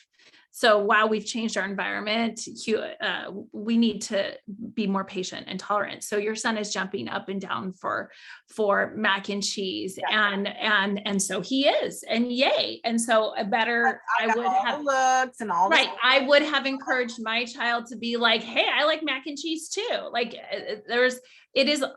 I had my own children in a preschool with children with special needs, not because the academics, but because of the tolerance that is to be taught. So it's a learning on both sides. It isn't just one. Amazing in that environment because, like 4-year-olds, there's not a subterfuge. There's no lie. I mean, like they will tell you exactly what's on their mind anytime, and they mean nothing other than what the words are. Right. Like, I love 4-year-olds. Those are my favorite. And they'll just be like, you're fat. I'm like, yeah, I am. Like, because you have eyes and I am, that is the truth. So like So past there, we teach them, don't say that. That's offensive. Right. They have eyes. And Right. And then it gets weird. And then it turns into on the other side of the bell curve versus this level of tolerance on both ends. There is no right or wrong. it's fantastic. And you know what?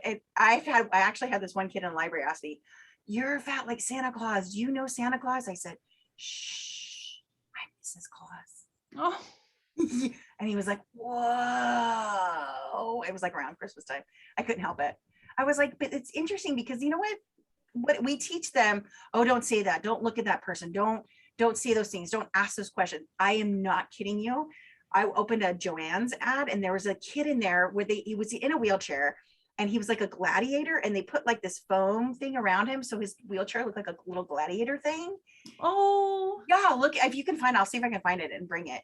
And I showed Peyton, check this out. He literally got quiet and he stared and he's like, wait, is he really in a wheelchair? And I was like, yeah. I'm like, I see you're jealous right now. He goes, I totally want that.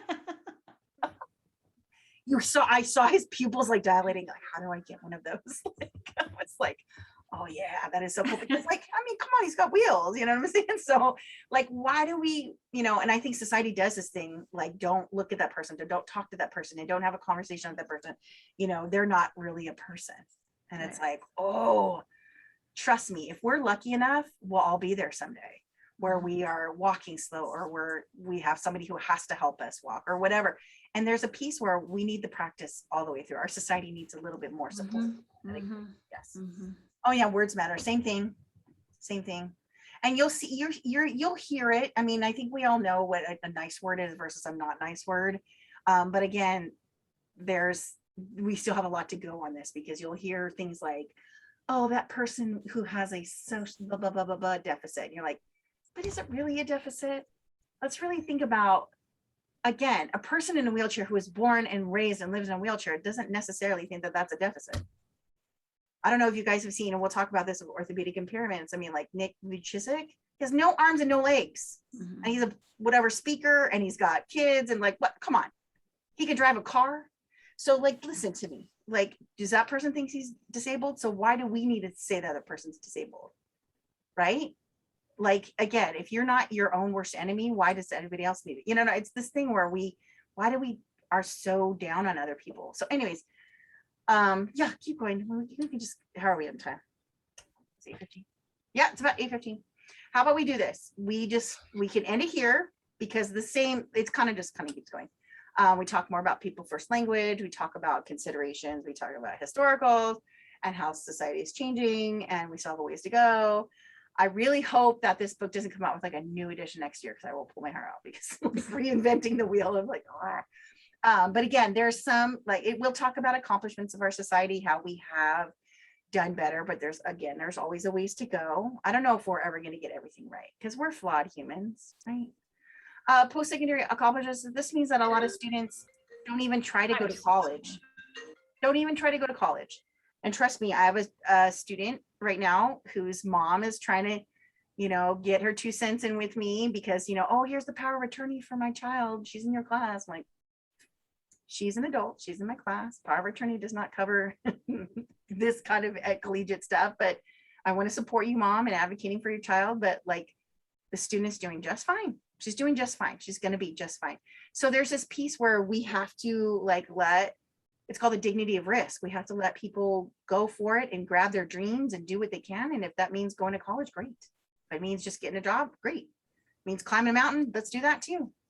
And again, I think this repeats and repeats, right? Didn't we already see this one? The film one?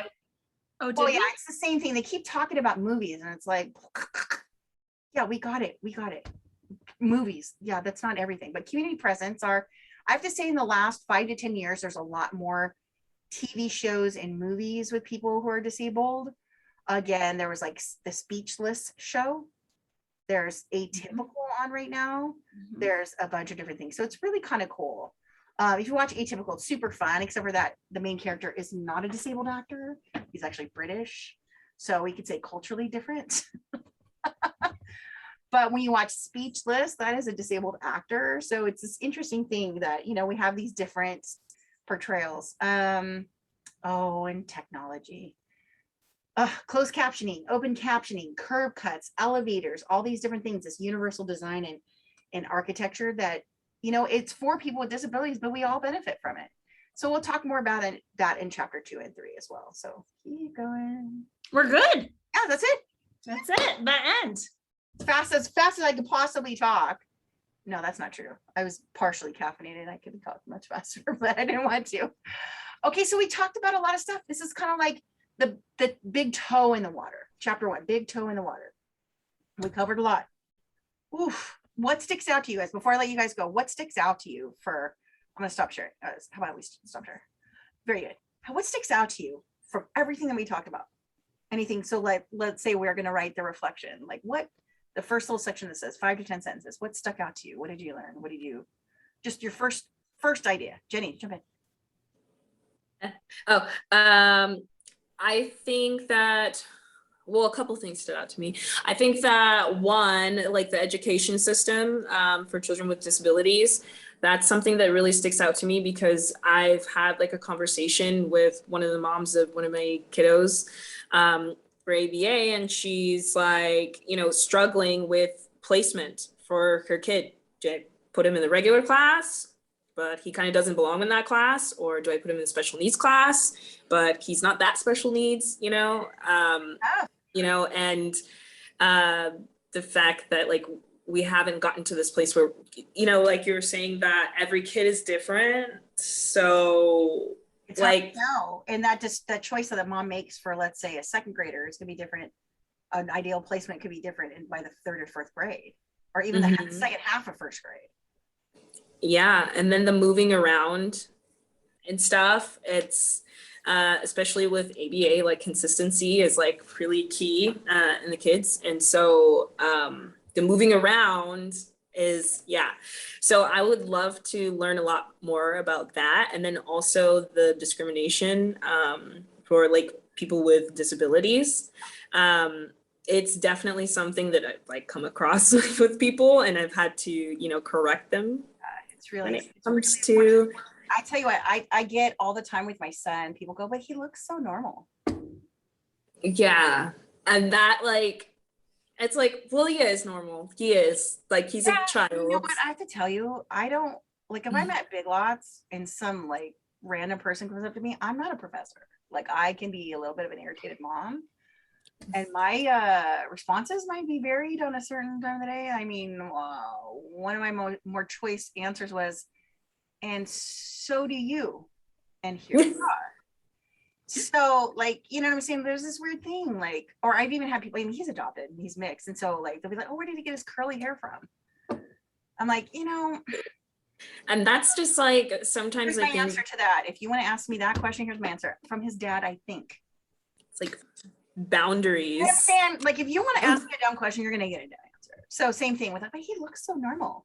Really, he's kind of in your face asking about the cubic centimeters of your first car that you had in 1992. Like, is that expected behavior? It's kind of, yeah. No, I know like people would come and ask. So it's hard. I mean, questions. So we will come across that in every chapter, like common sense. Like it is, Mark Twain said it was quite uncommon, right? So it's this weird thing where like, and another thing is that once you, again, take the pill to get that little, I step into reality, you can't separate it. And you're just like, you see somebody who's different and you're like, well, that's normal, big deal. And then, but other people don't have these experiences that you're having right now. Yeah. Yeah. So it's really interesting. It's like, once you're in the culture, you can't really step out of the culture and be ignorant again. It's never going to happen. So it's a really interesting responsibility once you learn. It's a beautiful thing. It's a beautiful thing. Yeah. Yeah. Great question, Jay. Jenny, do you want to jump in? You were going to say something? Would you stick out here? I can't hear you. Maybe it's volume because I see you're unmuted. Maybe just volume up. Mine is sometimes when I do that, it's just volume. Oh, I can't hear. So maybe it's just, there you go. There you go. I can hear it, but something better. Yeah, there you go. Okay. I think it's a good reminder when we talk about, I've never. Okay, I lost you again. Sorry. I turned my volume all the way up. I still can't hear you.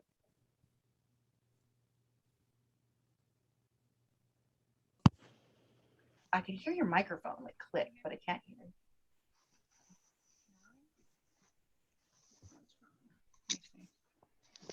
I think I'm hooked up to. Sometimes mine will do that. I think we lost Brian.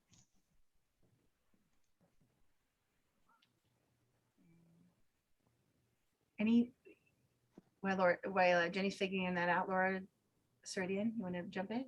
I'm always surprised. Sorry, Jenny, we couldn't hear you. I'm sorry. I don't want to be rude. Gonna figure it out. Go ahead. I'm always surprised how discriminatory people are towards drool.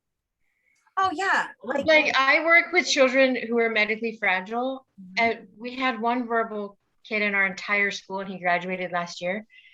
So just drool is everywhere. And if we walk down the little path to the high school to take the kids to snack, just the sight of drool, people are so shocked and like, ugh, and they just want to get away from it. And I'm like, it's just drool. Like they're not gonna fling it at you. Most people can't even move their arms, like they're strapped to their wheelchair. We're taking feeding poles with us, and they just want to stay away. They don't want to come near us. They don't want to come near them. They're like disgusted by it, and it's just it hurts my feelings for them because they're great people. Professor Fernandez, how would you handle that? Well, I love that you said that. I love that that is something that you notice. How would I handle if somebody said something about drool? Because you're both in like knee deep into this industry where drool is like the least. It's part of our everyday, yeah. Okay, so are your children, I'm sorry, are nonverbal? Yes, And they're nonverbal. Are they in chairs? Most, yes. Okay. Yeah, no. So the drool is the most unsightly. Yeah. That's the one that's going to spread. And God forbid they see, that they're wearing a diaper or, anything like that. People are just like, oh, Because in the end, our most human components, our secretions, our bodily fluids, that's what scares people the most. Like what could have been. Just off the cuff, it's coming from fear. It's coming from an inability to recognize how beautiful life is. Right. And just that's how I would say is that this is beautiful too. It's from what we all come from.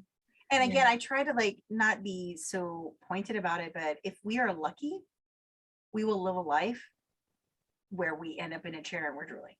You just, not that's a goal, but there's this thing where there's people who are caring. You guys are caring for children in this capacity. And, as we get older, this will occur if we are lucky, if we live that long. So there's this weird thing where it's like people don't see that inevitability, like I'm going to be young forever and I'm going to be wholesome forever and I may have no illnesses. Like, no. And these children literally, were either born that way or whatever happened that they're that way. There are supports for them, but then again, our humanity just kind of waters it down to like, that is unsightly. Like it just disturbs my eyes. Like, well, then turn away. Just turn away. So again, we can't control other people's words or actions or considerations or whatnot, but we just can keep supporting what we can do. But Laura, by you very kindly being there and supporting them in their drool, whether it's wiping or changing their bib or whatever they're wearing, you model to other people that are watching, because people are watching droolers. You're modeling to them the kinds of behaviors that should be, as opposed to just wiping them or not wiping them or let it just pool. I hate the bibs that have the cup that just pools. I see that all the time.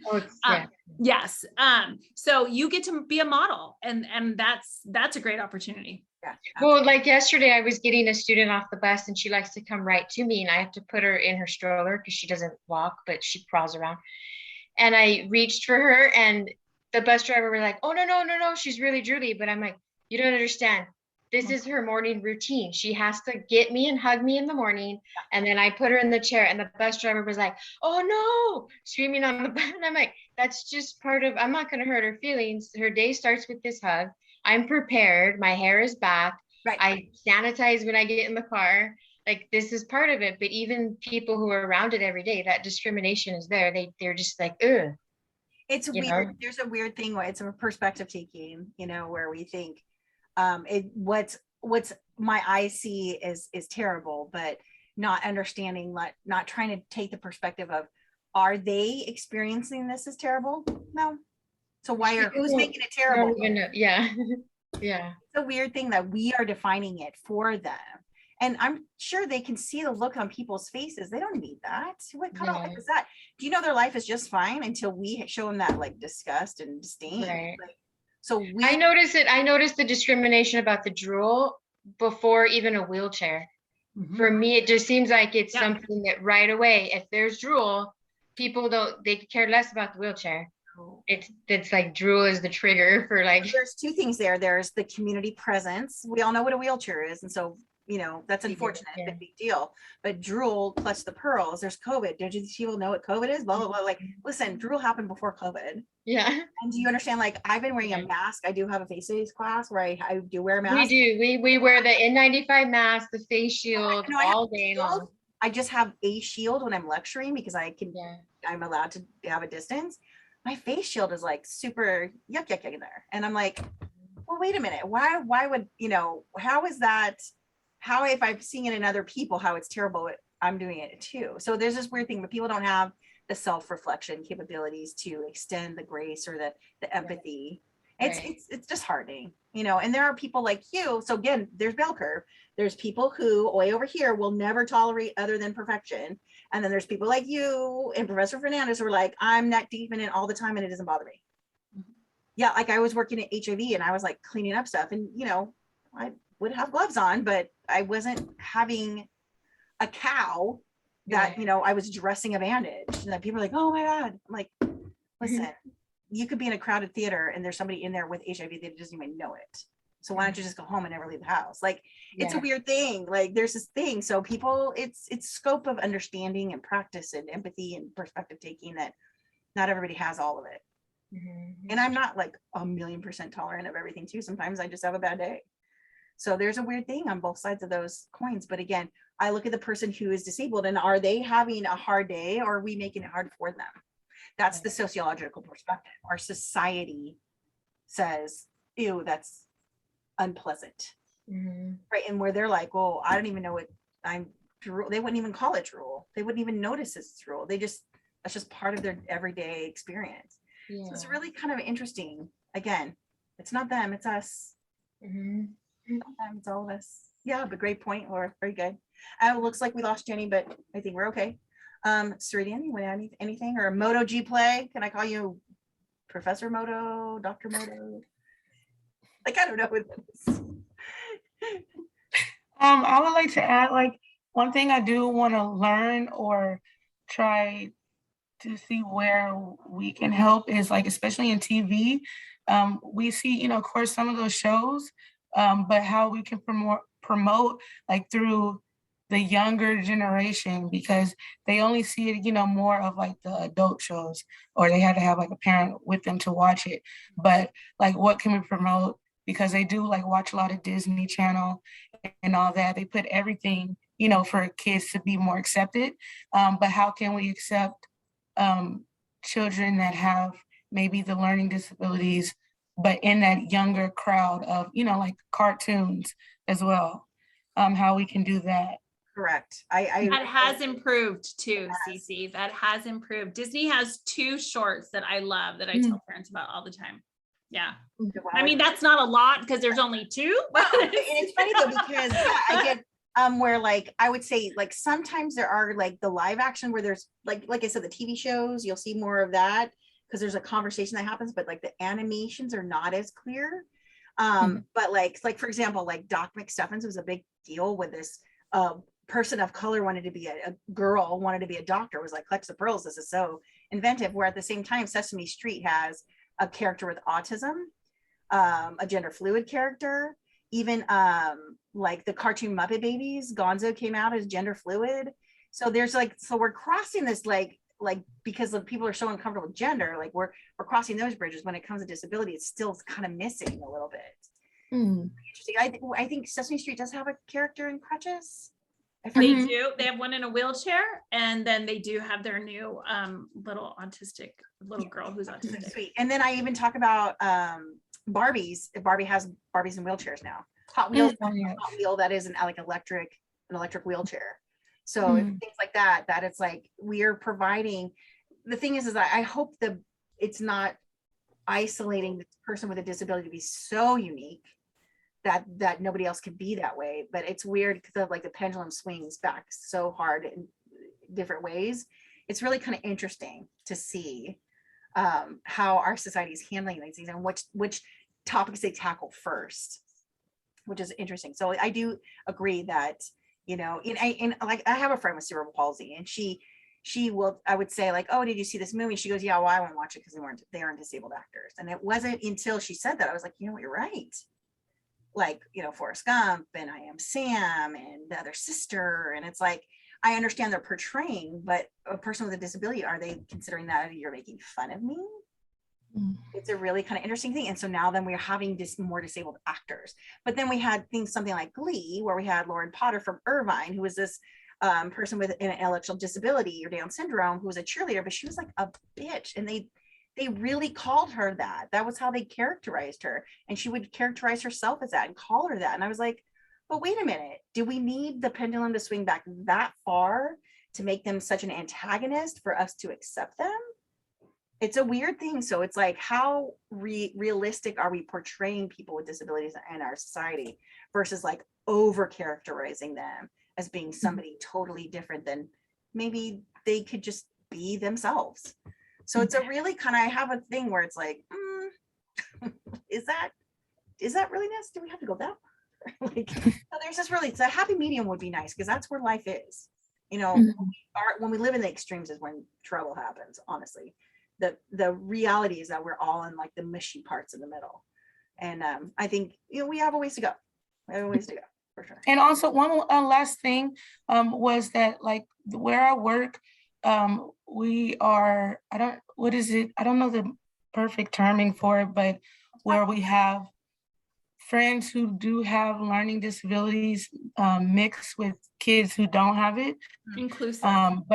But oh yes, inclusive. But just to see how to say or do things that we may not get special training in at that point, like when we're first hired.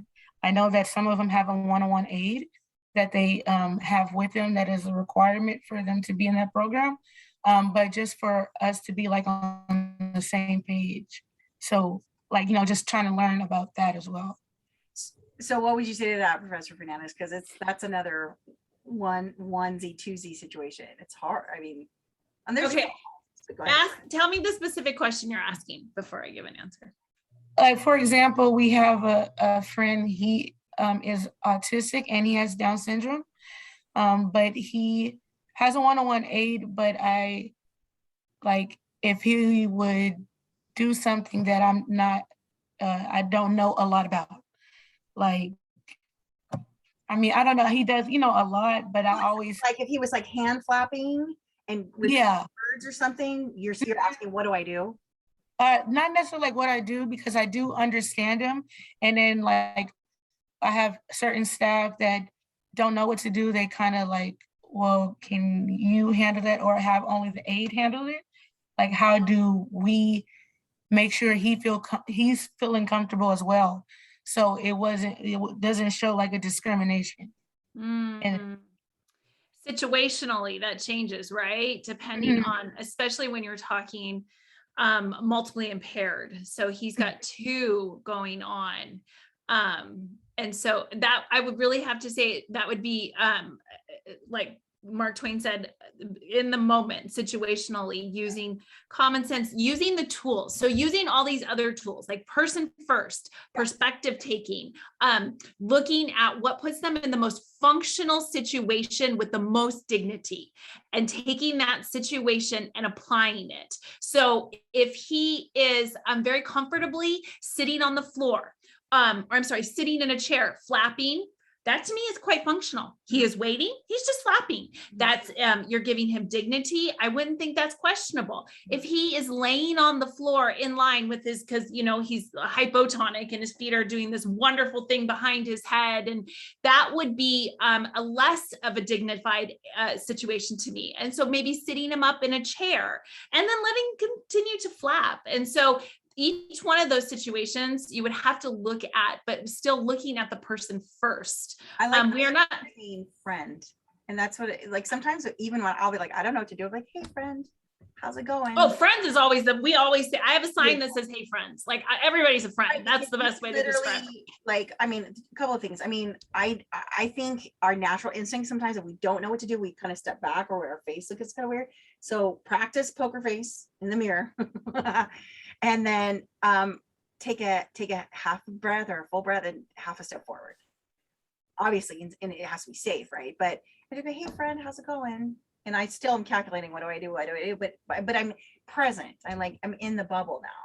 And sometimes like Professor Fernandez said, like, you don't technically do anything. You're just eyeballing the environment. Is he gonna hand flap and hit somebody? Well, then maybe we need to just do that here instead of over there. Like if they want to jump up and down and you say, yay, there's mac and cheese. Okay, can we do that right here so the other person can get the mac and cheese? So it's like the same behavior, just maybe a little bit in a slightly different environment is a little bit more dignified or functional, like she said. So it's sometimes it's not so much about what you have been trained or haven't been trained on. It's just assessing, like almost to tell yourself, I'm an adult. I've been on this planet longer. Even if I'm not trained, I kind of know what to do at the very minimum, right? Just make sure this kid's not hurting himself or hurting himself, right? So you just maybe you're just gonna usher him like 3 feet over and he's gonna do the exact same thing. And that's all it takes. And then they move on to something else or something else catches it, right? So it's it's like the smallest things can sometimes that you can be done because you were just present. These are really, I have to say, great questions from all of you. If I could ask some questions, I hope this is okay, Professor Laney, really quick.